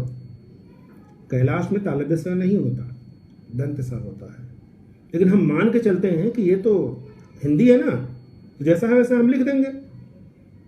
कहीं भी डिक्शनरी में देखेंगे आप, नहीं मिलेगा आपको। मैं आपको वो बातें बता रहा हूं जो कि शायद थोड़ा सा आप सामान्य भाषा ज्ञान से लेकर अब थोड़े विशेष ज्ञान की ओर हम लोग जाना चाह रहे हैं। तो कैलाश में दंत स है, बोलते कैलाश है लेकिन होना चाहिए वो स। आप कहेंगे गुरुजी क्यों? तो उसको अलग अलग कर लीजिए आप, केल और आस। अब आस माने हिंदी में क्या होता है ये मुझे तो नहीं मालूम, आपको पता हो तो बताएं। आश, आश तालव्य करके लिखे अगर, तो केल माने तो होता है उसका जो विच्छेदीकरण हुआ, मैं सूत्र नहीं बता रहा हूं, केली हुआ और आगे हुआ आस। आस का मतलब आसन, आसन माने होता है बैठना, जगह, स्थान। और आश माने हिंदी में कुछ नहीं होता, वो गलती से करते हैं लोग, जो लोग स को श बोलने के आदी होते हैं और बहुत आदी होते हैं। हम में से तमाम सारे लोग जब किसी को मिलते हैं तो कहते हैं नमस्कार नमस्कार। वो सोचते हैं कि नमस्कार कहने से ज्यादा विनम्रता दिखाई देती है, नहीं दिखाई देती है, आपकी गलती दिखाई देती है। वो अलग बात है कि कई सारे प्राध्यापक भी नमस्कार नमस्कार करते हैं। क्यों करते हैं भाई? नमस्कार क्यों करते हैं? नमस्कार जब है वो। वैसे ही कैलाश तालव्य स। अब आप कहेंगे कैलाश का अर्थ क्या होगा? तो हर मान जब जो भी संज्ञा है उसका अर्थ होगा ना। तो केल का मतलब होता है क्रीड़ा स्थल, केल का मतलब क्रीड़ा स्थल, और आस का मतलब होता है आसन। तो जो शिव का क्रीड़ा स्थल है, जो शिव के क्रीड़ा का स्थान है, वो कैलाश होगा। केली नाम आसा है, कैलाश है। अब कैलाश कैसे हो गया वो? लेकिन गतानुगत को लोग हिंदी में कहेंगे, आप कहेंगे कि सर ये तो किताबों में भी लिखा रहता है। मानता हूँ किताबों में लिखा रहता है, किताबों में बहुत कुछ लिखा रहता है। मैं किताबों में लिखने की बात नहीं करता, मैं बोलने की बात नहीं करता। जब मैं बात कर रहा हूँ तो मैं मान के चल रहा हूँ कि मैं कुछ इतने अच्छे विद्यार्थियों से बात कर रहा हूँ जो कि अपनी प्रतिभा का प्रदर्शन तमाम स्थानों पर, मंचों पर कर चुके हैं। मैं ऐसे कुछ प्राध्यापक मित्रों से बात कर रहा हूँ जो कि बहुत कठिन परीक्षाएं पास कर अध्यापन कर रहे हैं। मैं कुछ ऐसे अपने साथियों से बात कर रहा हूँ जो कि बहुत अच्छे जागरूक हैं। तो जब मैं उनसे बात कर रहा हूँ तो बात कुछ गंभीर होनी चाहिए। तो एक तो ये कि जब आपको कठिनाई हो तो आप कोश देखें, देखना चाहिए। आपने सुना होगा, जो लोग भाषा विज्ञान के विद्यार्थी हैं वो जानते होंगे कि जो अर्थ बदलते हैं, शब्दों के अर्थ बदलते हैं, जो उनका एक प्रोसीजर होता है, एक नियम होता है, जिनको कुछ विद्यार्थी जानते भी होंगे। वो कहते हैं कि उसको अर्थ संकोच और अर्थ विस्तार। संकुचित हो जाता है शब्दों का अर्थ और विस्तृत हो जाता है और अर्थादेश हो जाता है। अब संकुचित कैसे होता है? जैसे कहा कि मृग, मृग का मतलब होता था पशु, मनुष्य रूपेण मृगाश्चरन्ति, संस्कृत में बोलते भी हैं। आज मृग का मतलब एक पशु, तो अर्थ संकुचित हो गया उसका। ऐसे आपने देखा होगा कि जैसे मान लीजिए एक शब्द है स्याही, तो स्याही का मतलब जो काला हो वही स्याही है, लेकिन इसका अर्थ विस्तार हो गया। तो शब्दों का अर्थ विस्तृत हो जाना और संकुचित हो जाना, ये एक प्रक्रिया है अर्थ परिवर्तन की। और अर्थादेश पूरी तरह से बदल जाना, जो कभी कुछ और था और अब कुछ और है। जैसे वेदों में असुर का मतलब देवता होता था और आज असुर का मतलब राक्षस होता है। तो पूर्ण परिवर्तन हो जाना अर्थादेश है। जैसे साहस का मतलब जो डकैती वगैरह गुंडई वगैरह करता था, उसमें जो हिम्मत दिखाता था उसको साहस कहते थे। आज हर काम में जो करता है उसे साहस कहते हैं। तो अर्थों का बदल जाना अर्थादेश, अर्थ का विस्तार हो जाना अर्थ विस्तार। जैसे प्रवीण शब्द है, प्रवीण शब्द, प्रवीण का मतलब होता है परफेक्ट, कुशल शब्द है। तो ये एक बहुत ही सीमित क्षेत्र में थे, इनका अर्थ बहुत वैसा था। प्रवीण का मतलब जो वीणा बजाने में प्रवीण हो, कुशल का मतलब जो कुश उखाड़ने में बहुत अच्छा प्रवीण हो, कुशल हो। विस्तार हो गया, तो विस्तार हो जाना और संकुचित हो जाना। मुर्गा शब्द है, मुर्गा, मुर्ग का मतलब होता था सभी पक्षी। उर्दू का शेर है कि मुर्गे दिल मत रो यहाँ, सुबहाना है मना, इस कफस में बुलबुलों का चहचहाना है मना। मुर्गे दिल, पक्षी रूपी दिल, तो मुर्ग यानी सभी पक्षी। लेकिन ये संकुचित हो गया और एक पक्षी का वाचक हो गया। सब्जी विस्तार हो गया, सब्ज का मतलब हरा, बोलते हैं ना क्या सब्ज बाग दिखा रहे हो, तो जो हरा है वही सब्जी है। लेकिन इसका इतना विस्तार हुआ कि जो सफ़ेद मूली, नीला बैगन, मठमैला आलू, लाल टमाटर, सब कुछ सब्जी है। तो शब्द का विस्तार हो जाना। सब्जी, तेल, तेल जो तिल से निकलता था वो तेल होता था। अब तेल का इतना विस्तार हो गया कि आप देखिए हर तरह के तेल होते हैं, और तो और भूसी का तेल होता है, और तो और छोड़िए हमने बंदूक का तेल भी सुना है। तो तेल शब्दों का कैसे विस्तार हो जाता है। हमें हिंदी का विद्यार्थी होने के नाते शब्दों के इस अर्थ परिवर्तन को जानना चाहिए। और चूंकि हिंदी का क्षेत्र बहुत विस्तृत है, बंगाल, अरुणाचल से लेके यहाँ जहाँ सूरज निकलता है मैं तो रह चुका हूँ, और जहाँ सूरज डूबता मैं नहीं जानता कहाँ तक, लेकिन सब जगह हिंदी है। तो इतने सारे हिंदी के क्षेत्र हैं, तो उन सब को आप कैसे जानेंगे, कैसे कैसे उनका रूप बदल जाता है। अब जैसे मान लीजिए दादा शब्द है, बंगाल में दादा का मतलब भाई होता है, दादा भाई। वहां दादा का स्त्रीलिंग दीदी होगा, क्योंकि दादा का मतलब भाई होता है।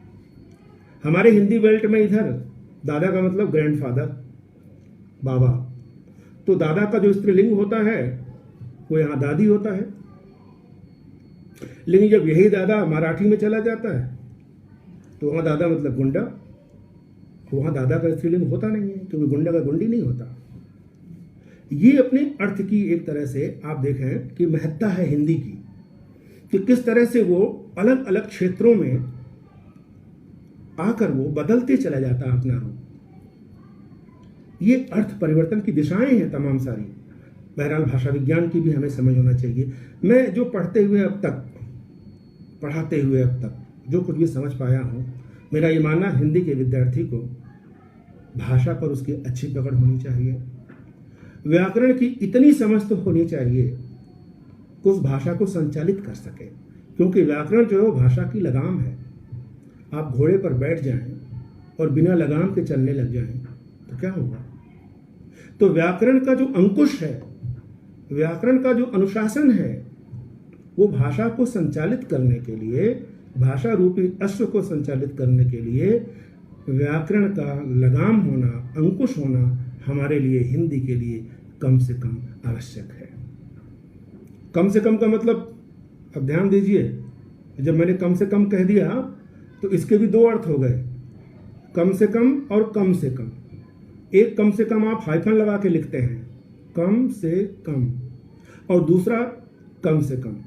दोनों में जमीन आसमान का फर्क हो गया। इस फर्क को एक हिंदी के अध्येता को समझना चाहिए। जैसे क्लास में आप कहते हैं कि क्लास में 4 तरह की मिठाइयाँ बटी, 3 तरह की मिठाइयाँ खत्म हो गई, आप लेट पहुंचे तो आपने कहा भाई कम से कम लड्डू तो दो। यानी बहुत सारी मिठाइयाँ थी, वो नहीं मिली तो कम से कम लड्डू तो दो, कुछ नहीं तो कम से कम लड्डू तो दो। और कम से कम लड्डू दो, जब हाइफन लगाएंगे उसका अर्थ होगा कम से कम, यानी ये फ्यू क्वांटिटी, बहुत थोड़ा चाहिए हमको। और कम से कम, भाई कुछ नहीं दिया तो कम से कम लड्डू दे दो, और कम से कम लड्डू दे दो। तो आप सोचिए कितना बड़ा अंतर हो गया। बड़ा खूबसूरत शेर है मजार लखनवी का, कुछ नहीं तो कम से कम ख्वाबे सहर देखा तो है, और जिस तरफ देखा नहीं अब तक उधर देखा तो है। तो कम से कम एक ख्वाब देखा है, कम से कम एक अच्छाई की उम्मीद देखी है। तो भाषा में कम से कम आप ये तो देखिए कि व्याकरण से अनुशासित हो वो, और आप चूंकि भाषा की सवारी कर रहे हैं तो व्याकरण के अनुशासन को भी थोड़ा सा मानना जरूरी होगा। थोड़ा क्यों, मैं तो मानता हूं कि पूरा ही मानना चाहिए। अब मैं कुछ विशेष शब्दों की मैं बात करता हूं। एक शब्द लीजिए, आप जरा देखिए कैसे है। चयनित शब्द, ध्यान दीजिए। हमारे जो बहुत सारे मित्र लोक सेवा आयोग से चयनित होते हैं, प्राध्यापक के पद पर चयनित होते हैं, केंद्रीय विद्यालय में अध्यापक पद पर चयनित होते हैं। अब ये चयनित शब्द इतना चल चुका है कि अगर किसी व्याकरण वाले व्यक्ति को बैठाकर कहा जाए कि ये शब्द गलत है तो कहेगा अच्छा आप ही को पता है। वो नहीं मानेगा। मैं मित्रों से संवाद कर रहा हूं, आप विचार करें जरा। चयन शब्द है, चयन शब्द है, ची धातु है, चयन करना। अब जो कुछ भी लगेगा वो चय में लगेगा। चय, चय, संचय, चयन, संचयन। अब चय से चयन हुआ, अब चयन से चयनित नहीं हो सकता। आप कहेंगे तो लिखा रहता है लोकसभा आयोग चयनित, फला जगह से चयनित, चयनित पाठ। अब आप ऐसे ही नहीं हो सकता। आप जरा समझें, कुछ शब्द लें।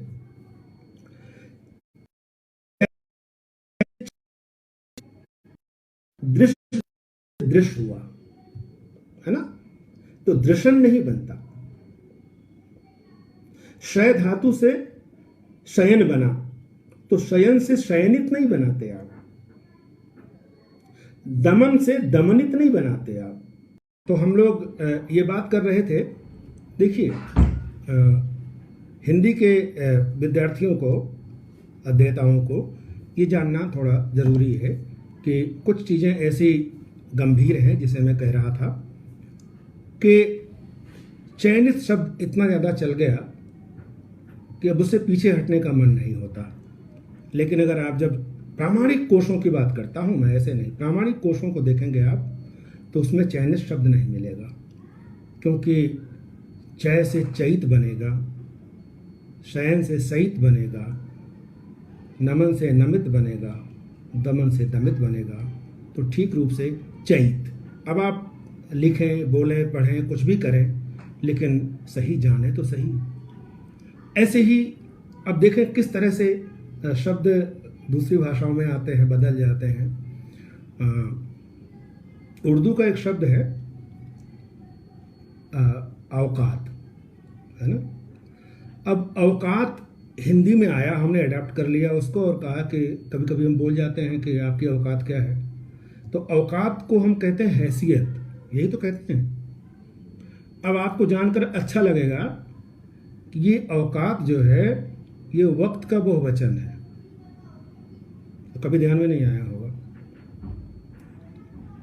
तो अब वक्त और औकात, वक्त का बहुवचन औकात कैसे?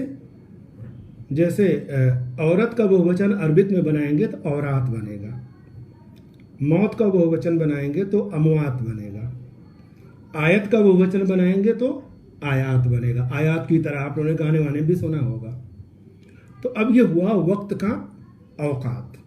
और उसी नियम से खबर का बहुवचन अखबार बनता है। ध्यान दीजिए, लफ्ज़ का अल्फाज बनाते हैं, और जब बहुवचन बना लिया हमने तो बहुवचन का बहुवचन नहीं बनता, ये नियम है। यानी लफ्ज़ का अल्फाज हो गया तो अल्फाजों नहीं होगा, खबर का अखबार बना लिया तो अखबारों नहीं होगा, वक्त का औकात बना लिया तो औकातों नहीं होगा। मैं बात कर रहा था वक्त की, कि वक्त का बहुवचन औकात। अब बताइए कि वक्त और औकात में कितना फासला हो गया। अब प्रयोग कैसे करेंगे इसका?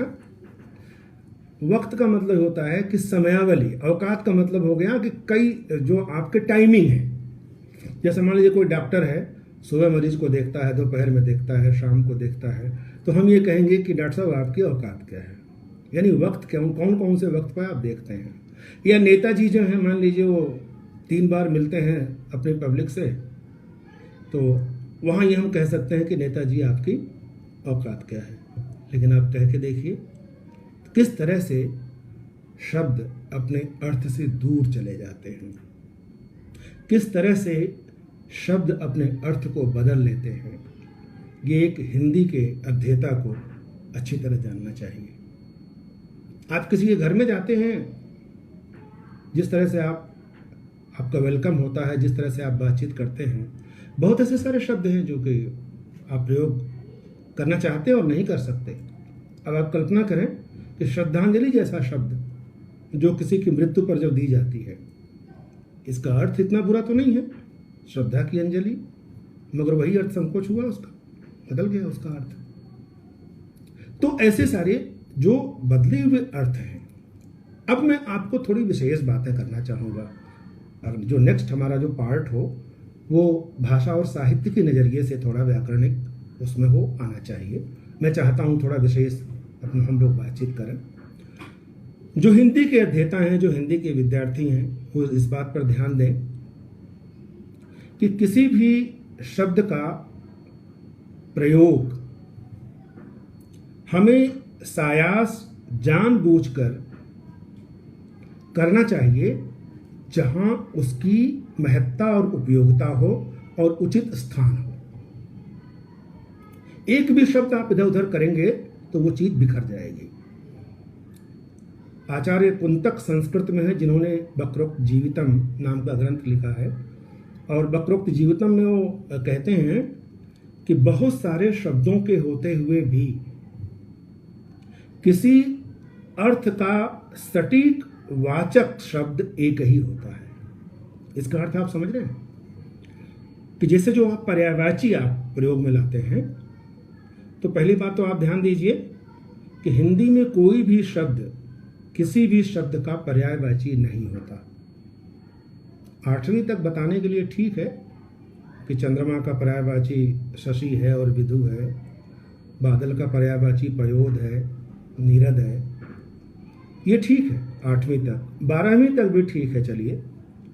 लेकिन जैसे आप उच्च कक्षाओं में जाते हैं तो आपका ये कंसेप्ट बिल्कुल स्पष्ट क्लियर होना चाहिए कि कोई भी शब्द किसी का पर्यायवाची नहीं होता। हिंदी में कोई रिप्लेसमेंट होता ही नहीं है, ये जान लीजिए आप। कोई न कोई अंतर होता है। तो एक तो ये, जैसे मैं कहूँ दुख के कितने पर्यायवाची हैं, आचार्य शुक्ल के कोश में देखेंगे आप तो दुख के 60-70 शब्द मिलेंगे। लेकिन दर्द, वेदना, शोक, संताप, खेद, कष्ट, विषाद, ये सारे के सारे पर्यायवाची होते हुए भी अलग अलग हैं। अब सामान्य दुख प्रकट करने के लिए आप शोक तो प्रकट नहीं कर सकते ना, लेकिन ऑफिसर्स में जो शोक प्रस्ताव लाए जाते हैं गवर्नमेंट के खिलाफ, गलत है।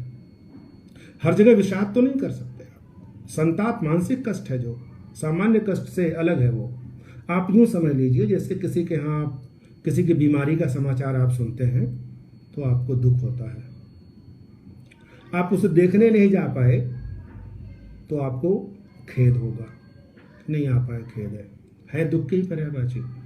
बीमार है, बीमार का हाल सुनकर आपको दुख हुआ, आप देखने नहीं जा पाए तो बहुत खेद हुआ। जब उसकी मृत्यु हो गई तो आपको शोक हुआ, उसके घर वालों को पीड़ा होगी और उसकी पत्नी को संताप होगा। ये अलग अलग भाव हैं और इसकी डिग्री है अलग अलग। कम से कम हिंदी के अध्येता को शब्दों का वह जो प्रयोग है जानना चाहिए। और अगर आप कविताएं वगैरह लिखते हैं, आप साहित्य के भी विद्यार्थी से ऊपर आप कवि हैं, सृजनात्मक साहित्य लिखते हैं, तो आपको तो और भी जानना जरूरी है। क्यों? क्योंकि कोई भी शब्द किसी का पर्यायवाची नहीं होता, रिप्लेसमेंट नहीं होता, सूक्ष्म अंतर होता है। बिहारी के बारे में शुक्ल जी ने क्या कहा था कि शब्दों को नगीने की तरह वो जड़ देते हैं, एक भी शब्द को इधर उधर हटा दीजिए तो उसका अर्थ बदल जाता है, बिखर जाता है। ये हिंदी, अब साहित्य की तरफ अगर हम थोड़ा सा आते हैं तो हमें ये जानना होगा कैसे कोई शब्द किसी का रिप्लेसमेंट नहीं होता है। पाश्चात्य काव्यशास्त्र पढ़ते हुए हम लोग कक्षाओं में पढ़ाते हैं कि poetry is the best words in their best order. ये बेस्ट वर्ड्स क्या है? सर्वोत्तम शब्दों का सर्वोत्तम क्रम। वो जो सर्वोत्तम क्रम है, आप शब्दों का सही रूप जाने, आप शब्दों का सही प्रयोग जाने, ये भाषा के लिए बहुत ज़रूरी है। अब आप सवाल कर सकते हैं सर ऐसे तो सामान्यतः हम बोलते ही हैं कि बादल का पर्यायवाची तो बहुत सारा होता है, चंद्रमा का होता है, लेकिन जरा बात अंतर आप देखें। बहुत ज़्यादा अगर अंतर आपको जानना है तो पंत की एक पुस्तक है पल्लव, आप पल्लव की भूमिका देखें तो वहाँ पर जिस तरह से उन्होंने वायु, पवन, हवा, सलिल, इनका जो बताया है उन्होंने अंतर, बहुत अच्छा पंत जी ने बहुत बढ़िया लिखा है। और इसलिए मैं कहता हूँ साहित्य के या हिंदी साहित्य के विद्यार्थियों को पल्लव रचना पढ़ने से पहले पल्लव की भूमिका पढ़नी चाहिए, जो करीब करीब उस संग्रह से ज़्यादा महत्वपूर्ण है और मात्रा में भी जाता है। तो अब जैसे कहा कि पर्यायवाची नहीं होता, तो आपको सही शब्दों का इस्तेमाल करना आना चाहिए। आप जैसे मान लीजिए पढ़ा रहे हैं या पढ़ रहे हैं, कहने चलो इसके बदले ये रख लेते हैं, इसके बदले ये रख लेते हैं, काम चल जाएगा? नहीं चलेगा। आइए गंभीरता से विचार करें जरा हम लोग। आंख के लिए हमारे पास 3 शब्द हम दे रहे हैं आपको, आंख, नयन और नजर। पर्यायवाची हैं, तीनों पर्यायवाची हैं, आंख, नजर और नयन। अब जरा प्रयोग करें। आंख लग गई, नींद आ गई, नजर लग गई, बुरी दृष्टि पड़ गई, और नैन लग गया, बताने की आवश्यकता नहीं, नैन लड़ गई हैं तो बहरहाल। अब आप देखें, आंख, नजर और नैन तीनों पर्यायवाची होते हुए हिंदी का एक विद्यार्थी, हिंदी का एक अध्येता, हिंदी का एक शोधार्थी, हिंदी का एक प्राध्यापक कहता है कोई बात नहीं, आंख की जगह नजर रख देते हैं, क्या फर्क पड़ता, पर्यायवाची तो है। लेकिन आंख लग गई की जगह नजर लग गई आप नहीं कह सकते, नजर लग गई की जगह आंख लग गई आप नहीं कह सकते, आंख लग गई, नजर लग गई, दोनों की जगह नैन लग गया, आप इसको नहीं कह सकते। इन तीनों में जो अंतर है वही अंतर दुख, वेदना, व्यथा, कष्ट, संताप, शोक, खेद, इन सब में, रंज, गम, इन सब में है। और इस सूक्ष्म अंतर को आपने व्याकरण से भाषा ठीक कर ली, ये तो दीवार बन गई, कोई बात नहीं, भाषा की दीवार आपने तय कर ली। लेकिन जब भाषा से साहित्य की ओर बढ़ते हैं तो आपको इस सूक्ष्मांकन की तरफ आना होता है। व्याकरण से कस लेना केवल भाषा को साहित्य नहीं है, भाषा के शब्दों को बना लेना, केवल भाषा की दीवार खड़ी कर लेना साहित्य नहीं है। जिस तरह से घर की दीवार बना लेना घर नहीं होता है, घर होने के लिए कुछ और होता है, दीवारें खड़ी कर ली वो घर नहीं है। कमरे सजा लिए वो भी घर नहीं है। नासिर काज़मी का एक शेर है कि मेरे खुदा मुझे इतना तो मोतबर कर दे कि मैं जिस मकान में रहता हूँ उसको घर कर दे। मकान और घर में अंतर होता है। ऐसे ही अगर भाषा का स्ट्रक्चर आपने खड़ा कर लिया, कोई बहुत बड़ी बात नहीं। व्याकरण से कस लिया, वो भी कोई ज़रूरी बात नहीं हो गई, क्योंकि मैंने बताया जो अंतर आता है वो आता है साहित्य में आकर। अब आप इस अंतर को समझिए। संस्कृत का एक पढ़ा लिखा विद्वान व्यक्ति अपने दो बेटों को, एक को कहता है कि तुम व्याकरण पढ़ के आओ, और दूसरे को कहता है कि तुम साहित्य पढ़ के आओ। एक बेटा व्याकरणाचार्य होके आ गया, एक जो है साहित्याचार्य होके आ गया। हम में से कुछ लोग डिस्कनेक्ट हो गए हैं, तो वो कृपया उन्हें जाहिदुल कनेक्ट करने के लिए कोशिश करें। कुछ लोग जो हैं कनेक्ट नहीं हो पा रहे हैं, ज़रा देखिए आप। तो जो साहित्य में पारंगत होकर आया वो, और व्याकरण में जो पारंगत होकर आया वो, दोनों आए। पिताजी ने कहा दोनों बैठ जाओ, एक तरफ एक बेटा व्याकरण वाला, दूसरी तरफ साहित्य वाला बैठ गया। जो व्याकरण वाला था वो व्याकरण और भाषा का एक प्रकांड था, जो साहित्य वाला था उसे व्याकरण भाषा तो आती ही थी, साहित्य में भी उसे महारत हासिल थी।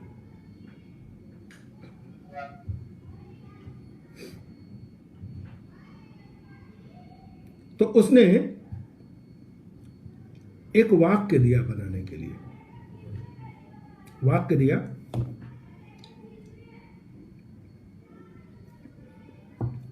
उसने कहा कि तुम एक अनुवाद करो। आपने अनुवाद पढ़ा था ना अभी कुछ दिन पहले, कि पेड़ पर, दरवाजे पर एक पेड़ है, सूखा पेड़ है, और उस पर एक कौवा बैठा हुआ है। इसका अनुवाद करो। मैं शुष्क व्याकरण और सरस साहित्य की बात कर रहा हूं। तो व्याकरण वाले ने कहा ठीक है, ये तो बहुत अच्छा है, तो हमारा विषय है ये। उसने कहा कि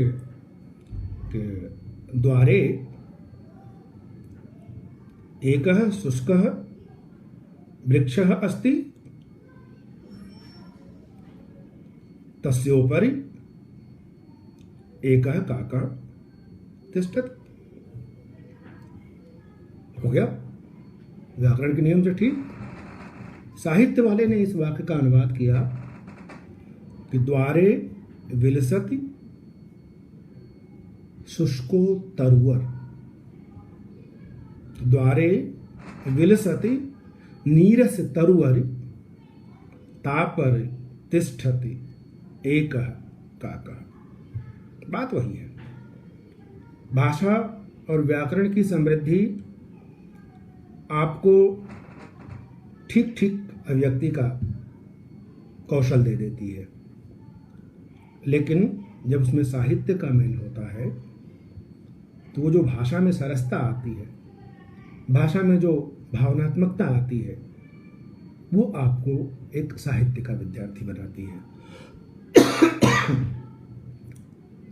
तो ये अंतर हमें कम से कम जब हम भाषा और व्याकरण में परफेक्ट हो जाएं, जब साहित्य में आए, तो ये जानना चाहिए, बहुत ज़रूरी होता है। अब जब मैंने ये कहा कि आपको कम से कम भाषा और व्याकरण के अनुशासन के साथ साथ शब्दों के प्रयोग का सामर्थ्य भी होना चाहिए, ये बहुत ज़रूरी है। जैसे मान लीजिए अगर आप कुछ रचना करते हैं, आप कवि हैं, तो आपके सामने ये सवाल आता है कि कैसे शब्दों का हम प्रयोग करें, अंतर कैसे आता है, जरा ये देखें। चलिए हम चंद्रमा शब्द का प्रयोग लेते हैं अपने सामने, और चंद्रमा के कुछ पर्यायवाची आपको जानकारी है। शशि है, राकापति है, रजनीश है, विधु है, चांद है, चंद्रमा है, चंद्र है। अब देखने में तो सब एक दूसरे के पर्यायवाची है, लेकिन जरा आप प्रयोग करें। मान लीजिए आप कविता लिखते हैं, या मान लीजिए आप साहित्य के विद्यार्थी हैं, सॉरी,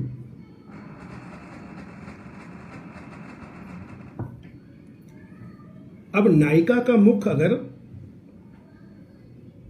चंद्रमा की तरह है तो उसके लिए जो प्रयोग करेंगे वो क्या कहेंगे? सिय मुख सुंदर चंद्र समान। शशि मुखी कहा गया स्त्री के लिए, नवोढ़ा नायिका के लिए, युवती के लिए शशि मुखी शब्द का प्रयोग किया गया। रजनीश मुखी तो नहीं कह सकते ना, राकापति मुखी तो नहीं कह सकते ना,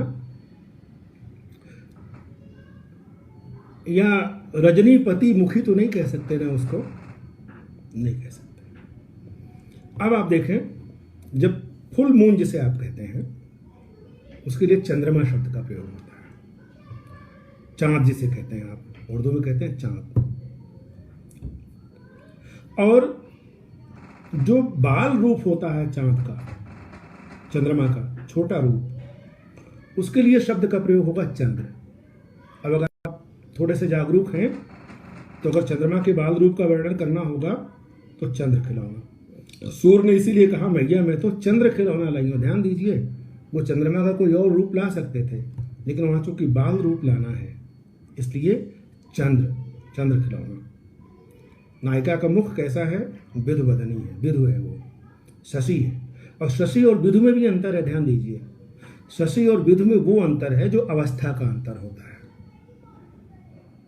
अवस्था के अनुरूप शशि और विधु का प्रयोग होगा। तो ये एक बहुत महत्वपूर्ण बात है कि आप शब्दों का एक सटीक प्रयोग जानते हो। Best word in their best order, सर्वोत्तम शब्दों का सर्वोत्तम क्रम। आप शब्दों के जो पृथक पृथक अर्थ हैं आप उनको भी जानें। अगर आप ये नहीं जानते हैं तो आप बहुत बड़ी गलती करते हैं। बादल लीजिए, बादल बहुत प्यारा शब्द है। तो बादल के घन हैं, जो कुछ अच्छे शब्द पर्यायवाची के हूँ मैं बताऊँ आपको। जीमूत शब्द है, कालिदास ने किया मेघदूत में। जीमूत शब्द का, जीमूत का मतलब होता है जो जीवन देता है। जीवनम मुंचतीत जीमूत, बादल के लिए आया है शब्द ये।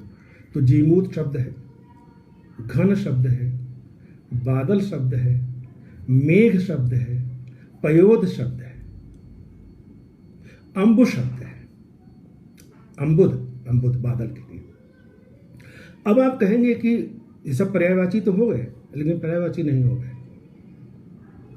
बादल शब्द का प्रयोग आप सामान्य करेंगे। जो आसमान में अभी आज ही आंधी पानी बहुत जोर से आ गया था, तो जो सामान्यतः बादल गरजते हैं, घुमड़ते हैं, उनको हम बादल कहते हैं।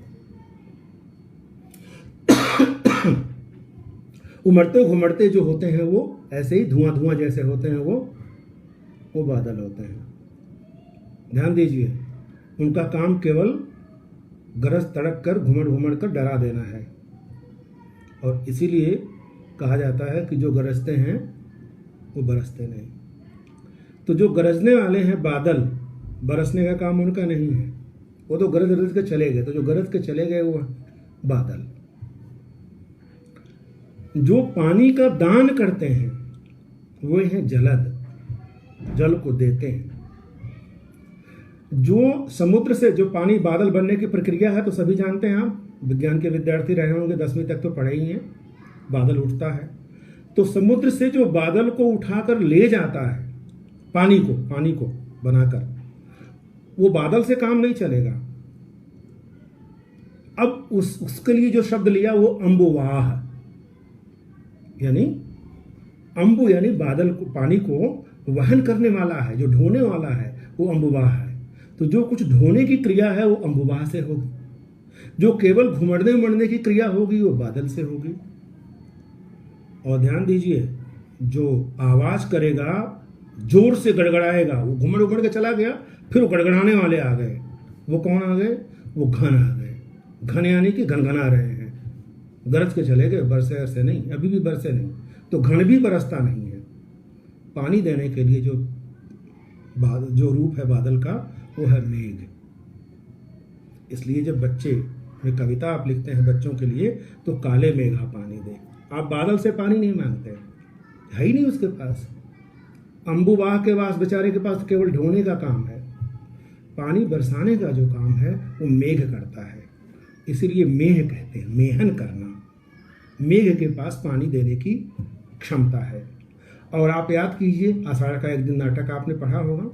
उस आषाढ़ के पहले दिन, आषाढ़ से प्रथम दिवसे, जिस मेघ को देखकर किसान टकटकी लगाकर देखता है उन बादलों की तरफ कि वो बरसेंगे, नहीं बरसते, तो वो जो पहली फुहार पड़ती है उसके लिए जीमूत शब्द का प्रयोग किया है कालिदास ने।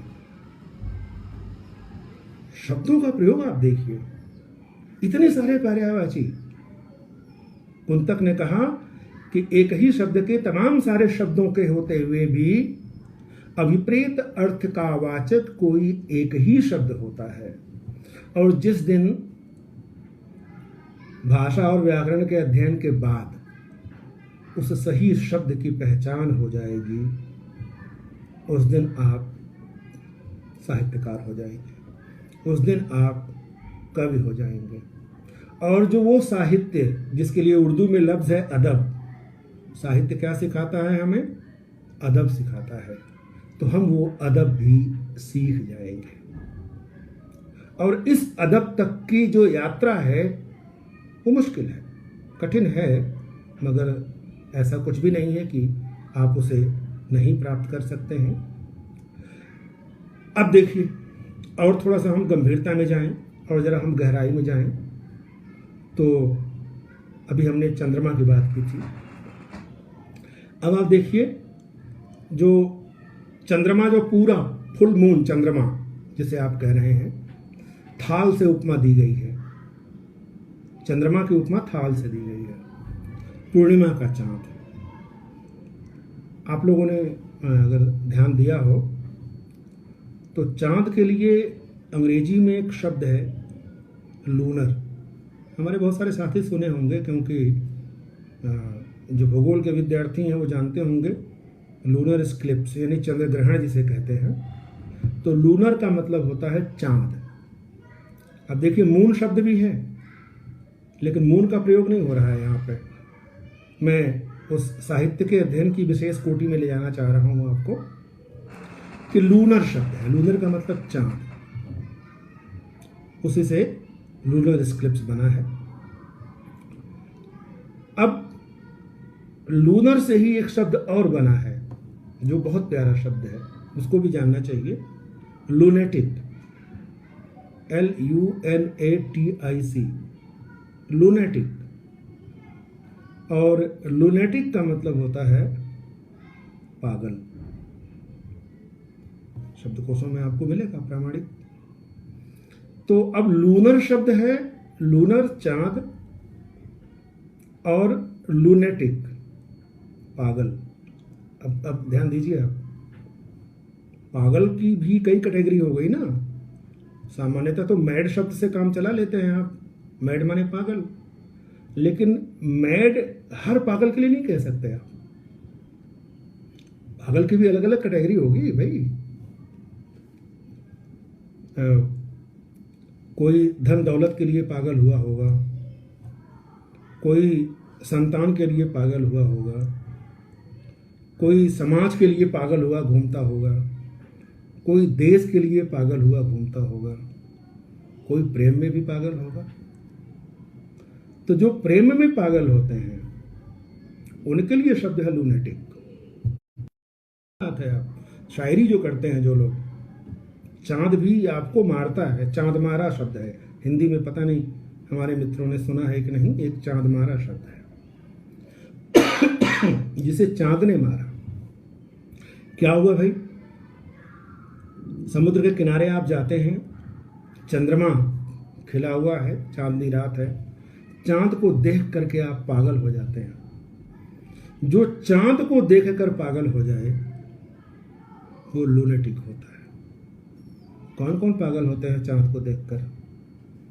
जितने भी भावुक मना व्यक्ति होते हैं, जितने भी कवि और शायर होते हैं,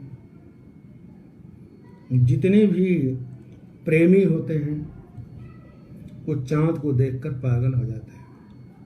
वाह, क्या दृश्य है! चांद ने पागल बना दिया। क्यों होता है भाई? वैज्ञानिक तथ्य है कि मनुष्य के शरीर में 80% पानी है। और चांद को भी पानी, चांद में भी पानी है।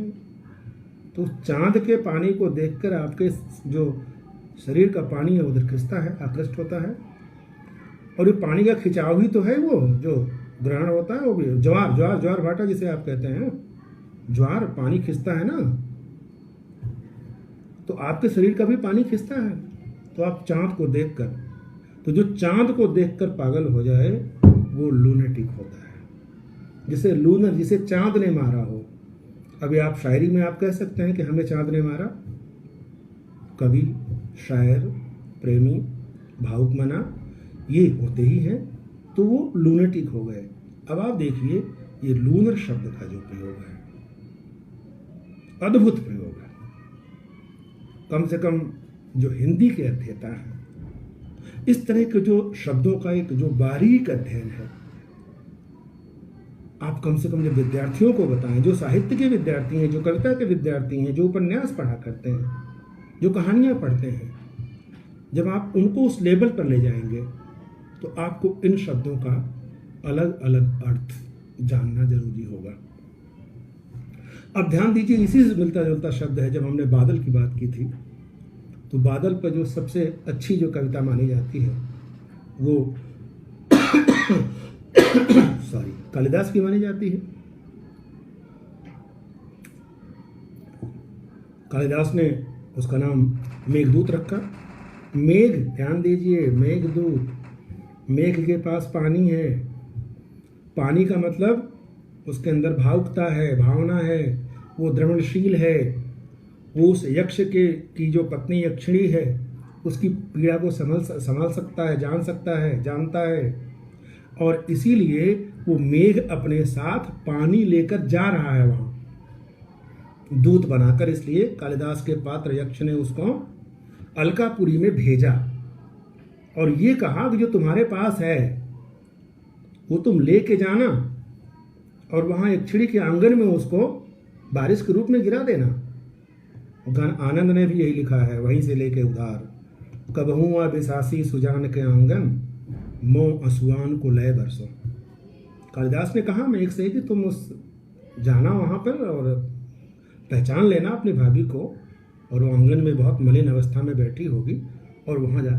तो मेघदूत कहा उन्होंने, अंबुबा दूत नहीं कहा, बादल दूत नहीं कहा, घन दूत नहीं कहा। तो अंग्रेजी में तो दिक्कत है ना, अंग्रेजी में कई शब्द है क्लाउड, तो क्लाउड मैसेंजर अंग्रेजी में अनुवाद हो गया।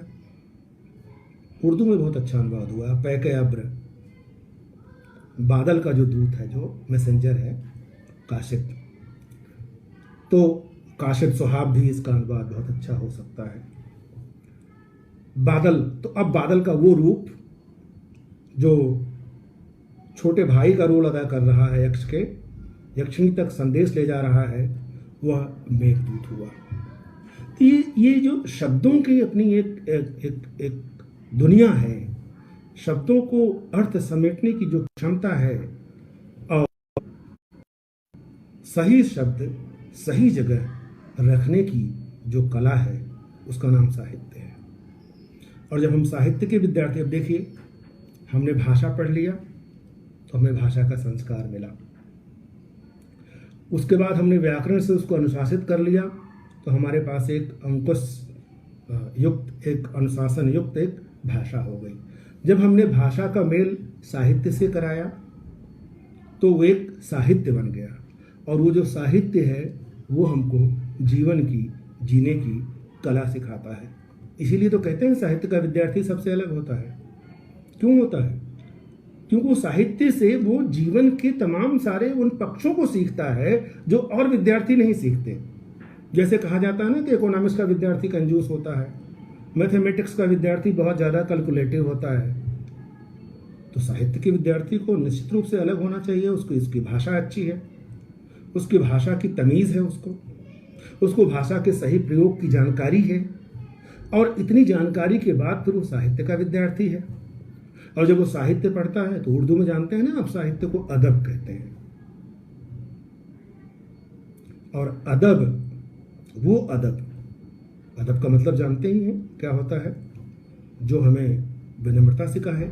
इसलिए कहा जाता है साहित्य का विद्यार्थी अन्य विद्यार्थियों से विनम्र होता है, अलग होता है। तो व्याकरण के साथ भाषा, भाषा के साथ साहित्य की समझ, और उस समझ को, समझ भी आ गया आपके, लेकिन सही प्रयोग कहाँ होना है यह भी जरूरी है। प्रस्तुतिकरण बहुत बहुत महत्वपूर्ण है। मैं आपको बताऊं, आपको भाषा का भी ज्ञान है, आपको व्याकरण का भी ज्ञान है, आपको साहित्य का भी ज्ञान है, लेकिन आपको प्रस्तुतिकरण नहीं आती, कुछ भी नहीं आता। अगर आप अपनी बात को प्रस्तुत नहीं कर पाते हैं, how to present yourself. आप इंटरव्यू में जाते हैं, बड़े काम की बात बता रहा हूं, आप इंटरव्यू में जाते हैं कहीं भी, इंटरव्यू आपके ज्ञान की परीक्षा नहीं होती है। वो तो आप रिटर्न करके चले जाते हैं, रिटर्न में आप पूरा नेट कर लिया, जेआरएफ कर लिया, और क्या ज्ञान की परीक्षा होनी है। इंटरव्यू सिर्फ सिर्फ सिर्फ आपके प्रस्तुतिकरण की परीक्षा है। आप कितना जानते हैं ये महत्वपूर्ण नहीं होता है।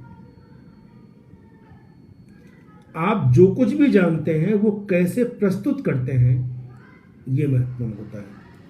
हमारे यहाँ खाने के बारे में कहा जाता है, खाना कितना भी अच्छा बना हो, अगर उसको सही ढंग से परोसा न जाए तो उस खाने की कोई वैल्यू नहीं है। आपने 10 प्रकार की सब्जियां और पूड़ी और खीर और सब बना लिया, और मेहमान के सामने सबको एक में मिला के जैसे पशु के पास नाद में रख देते हैं, और ले जा के रख दिया और कहा लीजिए खाइए, सारे खाने का स्वाद खत्म हो गया। खाना थोड़ा ख़राब बना हो, लेकिन करीने से प्रस्तुत किया गया हो, परोसा गया हो, उस खाने की कमी ढक जाती है। आप सारी जानकारी नहीं है, सब कोई सब नहीं जानता। ये दावा जो करता है कि मैं जानता हूँ, वो कम से कम मेरी नज़र में तो मूर्ख है।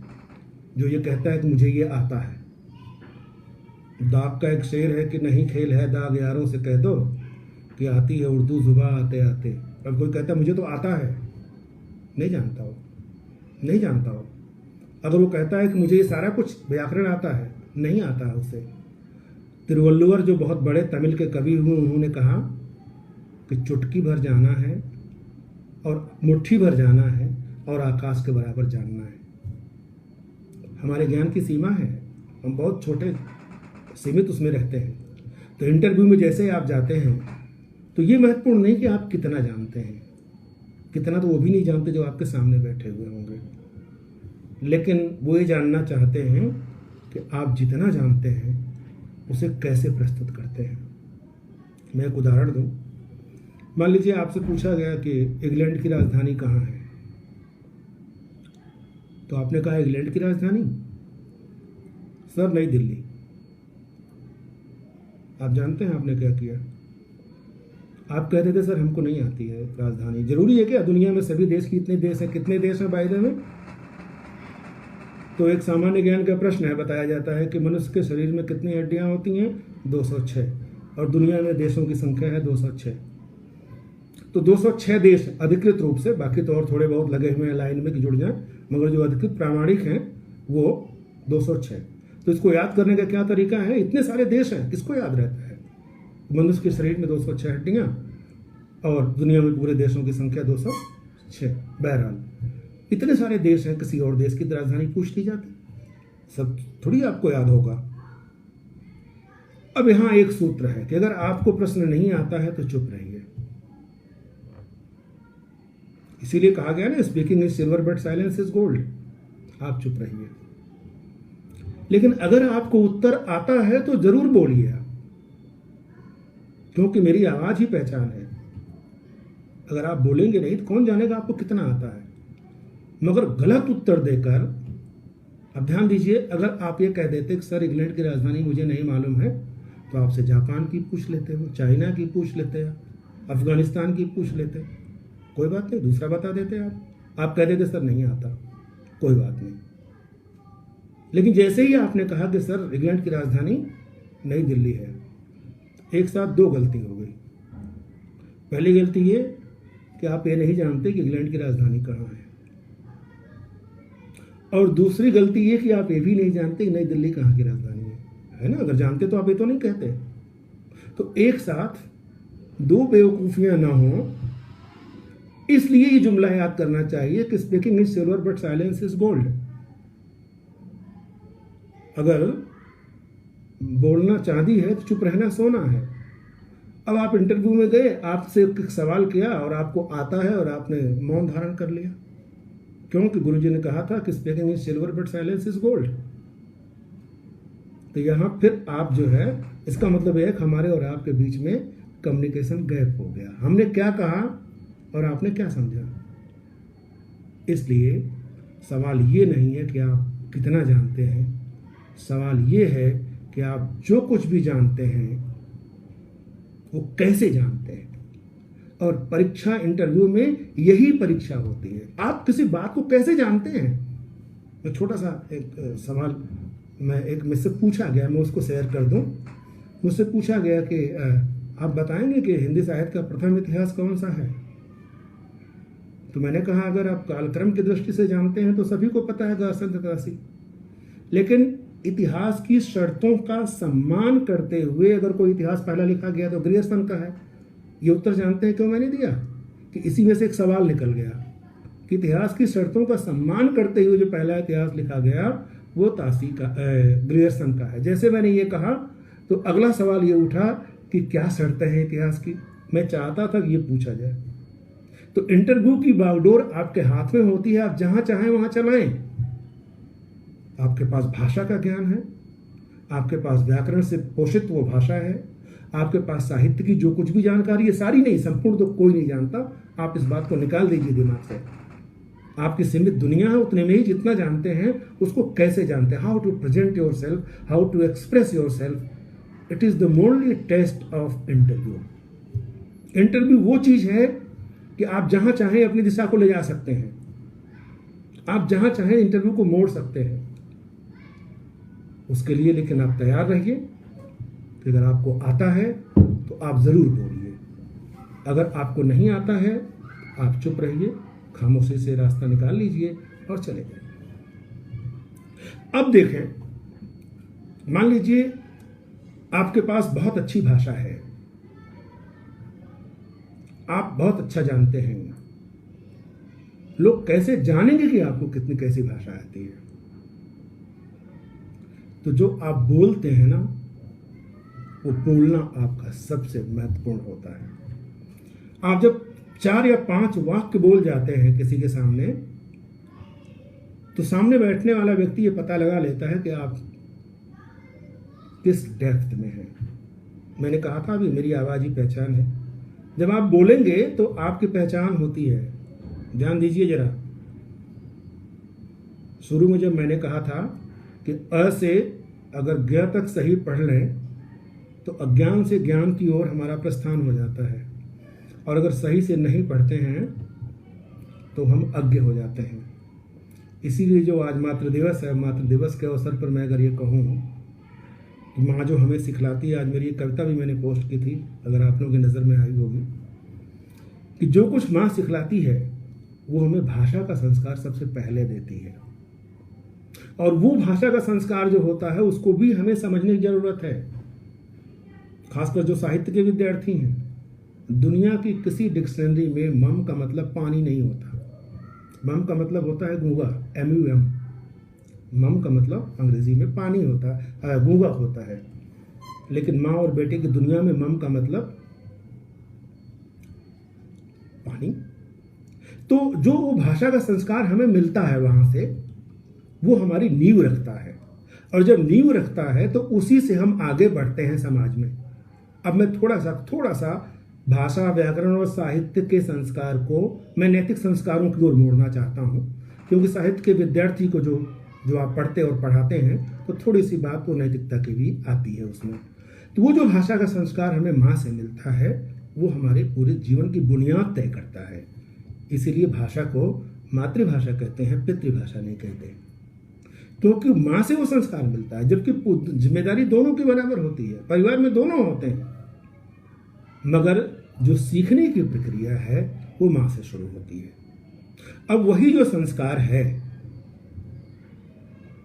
लेकर आप समाज में आते हैं, अपने जीवन में आते हैं। ये बोलना आपकी पहचान हो जाता है। किस तरह से? जैसे मान लीजिए आप कहीं मार्केट में जा रहे हैं, बाजार में जा रहे हैं और एक व्यक्ति से टकरा गए और उस व्यक्ति ने टकराते ही आपसे कहा, अबे दिखाई नहीं पड़ता, इस तरह धक्के मारता हुआ चलता है, तो ऐसा है वैसा है, मतलब उस तरह की भाषा। आप कहेंगे अरे ये तो लगता है कोई रिक्शे वाला है ये, या कोई ड्राइवर होगा या कोई क्लीनर होगा। 1 मिनट में 10-15 गाली एक साथ दे जाता है तो आप कहते हैं पुलिस वाला, लगता है पुलिस वाला है ये, बहुत परफेक्ट है गाली देने में। कोई महिला मिली और बहुत ज़्यादा चिड़चिड़ा के बात करती है तो आपको लगता है कि कहीं हॉस्पिटल में नर्स है। एक कोई सज्जन व्यक्ति बोले और उनसे आप टकरा गए तो उन्होंने कहा, मान्यवर आपको चोट तो नहीं आई, आप कहाँ जा रहे हैं, बहुत जल्दी में है लगता है, शीघ्रता में है, बताइए मैं आपकी क्या सहायता कर सकता हूँ। तो आपको लगता है कहीं अध्यापक हैं। कैसे आपको पता? और आपने बस केवल आवाज ही तो है, बोली तो है, वाणी तो है, शब्द ही तो है जो कहे गए आपको, और उन शब्दों से आपने नर्स की पहचान कर ली, रिक्शे वाले की पहचान कर ली, पुलिस वाले की पहचान कर ली, अध्यापक की पहचान कर ली। मैं इसलिए कह रहा हूं कि वो अपने क्या है कि और इनको शीतल करे आपो शीतल हो, वाणी ऐसी बोलिए मन का आपा हो। तो आप वाणी को तोल कर बोलिए, और ये जो वाणी तोल कर बोलते हैं यही आपकी पहचान होती है। खुदा जाने मेरा क्या वजन है उनकी निगाहों में, सुना है वो नज़र से आदमी को तौल लेते हैं। नज़र से तौल लेना ये आपकी वाणी है। जब आप बोलते हैं तो आपका संस्कार बोलता है, जब आप बोलते हैं तो आपका परिवार बोलता है, जब आप बोलते हैं तो आपका पूरा पूरा खानदान बोलता है, जब आप बोलते हैं तो आपका पूरा मित्र बोलते हैं, जब आप बोलते हैं तो आप क्या हैं वो सब कुछ बोलता है। तो आपने आवाज से पहचान ली कौन क्या है। आप फिल्म में देखने जाते हैं ना, तो फिल्म में एक पात्र आता है गुंडा सा, जो पान खाता हुआ, गले में रुमाल लपेटा हुआ, 3 बटन खुला हुआ, लुंगी पहने हुए, चाकू घुमाता हुआ, और आप कहते हैं कि अपन को फालतू बात नहीं का मैला है। साहब को टुकड़ा मार के पानी देने का, ये कौन सी भाषा है? आप कहते हैं ये तो गुंडा पात्र है। जानते हैं ऐसे जो होते हैं चरित्र करने वाले, उनको कहते हैं चरित्र अभिनेता, यानी बोलने से ही आपका चरित्र पता चलता है। ये हीरो की भाषा नहीं है, ये टपोरियन लैंग्वेज। वो अलग बात है कि मुन्ना भाई MBBS में हीरो भी इस तरह की भाषा बोलता है, मगर इसको हमने नाम दिया टपोरियन लैंग्वेज। अब हिंदी के विद्यार्थी ध्यान दें कृपया, ये टपोरियन लैंग्वेज कहाँ से बनी? जब 2 भाषी आपस में मिलते हैं, एक तीसरी भाषा आती है जिसको भाषा विज्ञान की शब्दावली में पिजिन या क्रियोल कहा जाता है। पिजिन या क्रियोल। जैसे हिंदी भाषी महाराष्ट्र में गए तो मराठी भाषियों से मिले, तो एक तीसरी भाषा है जिसे मुंबईया हिंदी आप कहते हैं, टपोरियन लैंग्वेज। तो जो टपोरियन लैंग्वेज है, अपन को फालतू बात नहीं गमेला है, ये है क्रियोल या पिजिन। ये भाषा विज्ञान की शब्दावली है। थोड़ा अंतर्राष्ट्रीय स्तर पर आप जाएंगे तो जो भारतवंशी मॉरिशस में गए हैं, मॉरिशस में हमारे मित्र हैं गोदूरी साहब, शायद वो भी लाइव हों, सुन रहे होंगे।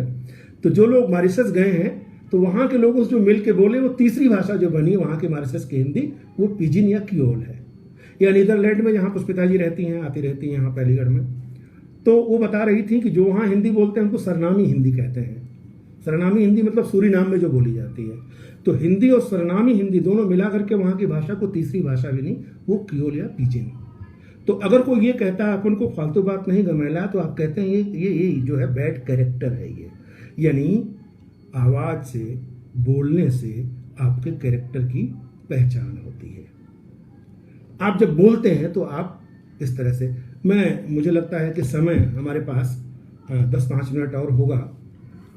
अगर हम इस बात को, सारी बातों को समराइज करें तो भाषा हमें बोलने का संस्कार देती है, व्याकरण हमें भाषा को शुद्धता से जांचने की तमीज़ देता है, भाषा और व्याकरण मिलकर हमारे साहित्यिक संस्कार निर्मित करते हैं, और ये साहित्यिक संस्कार हमें समाज में एक अच्छे पढ़े लिखे इंसान होने के लिए तैयार करते हैं, प्रवृत्त करते हैं।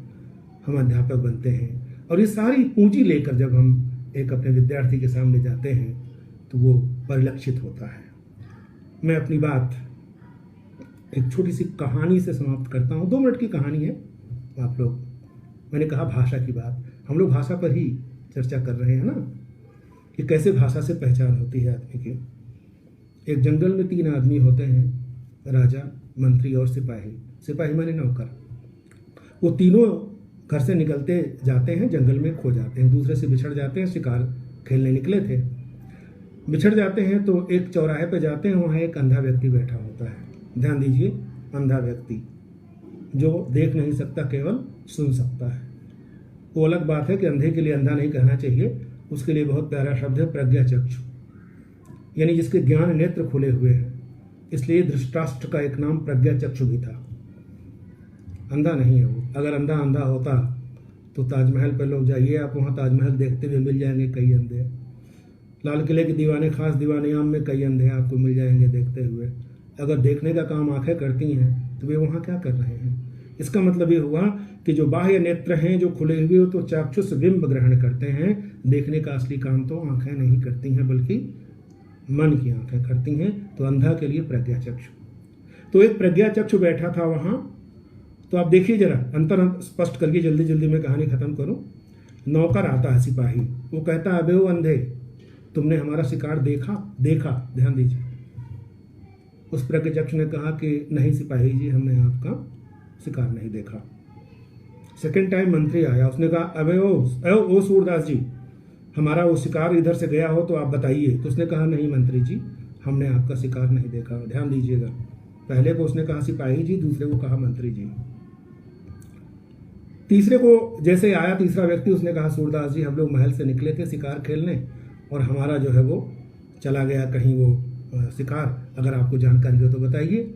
उसने कहा कि महाराज, राजा जी, आप हमारे राजा हैं, हम आपकी प्रजा हैं, बताना मेरा दायित्व है। लेकिन सबसे पहले आपका सिपाही आया था, उसको मैंने नहीं बताया। फिर मंत्री आए, उनको भी मैंने नहीं बताया। लेकिन अब आप आए हैं तो मैं आपको बताता हूं, आपका शिकार उत्तर दिशा में गया है। सूरदास ने जो बात कही थी वो ध्यान दीजिएगा। सूरदास ने कहा, राजा ने कहा कि महाराज, ये तो बात सही है, लेकिन आप ये कैसे जान गए कि मैं राजा हूं? अब सूरदास ने जो उत्तर दिया उसको हमारे विद्यार्थियों को ध्यान में रखना चाहिए। सूरदास ने कहा कि श्रीमान जी, जो पहला व्यक्ति आया था उसने कहा, अबे वो अंधे, तुमने हमारे शिकार को देखा? मैं समझ गया ऐसी भाषा तो नौकर की होती है। दूसरा व्यक्ति जो आया उसमें शासन की बू आ रही थी। वो कहता है, सूरदास बताओ, तुम्हारा दायित्व है बताना। मैं समझ गया ये तो शासन करता है, मंत्री है। और जो तीसरा व्यक्ति आया उसने इतनी विनम्रता से पूछा तो मुझे लग गया कितनी विनम्रता तो एक राजा में ही होती है।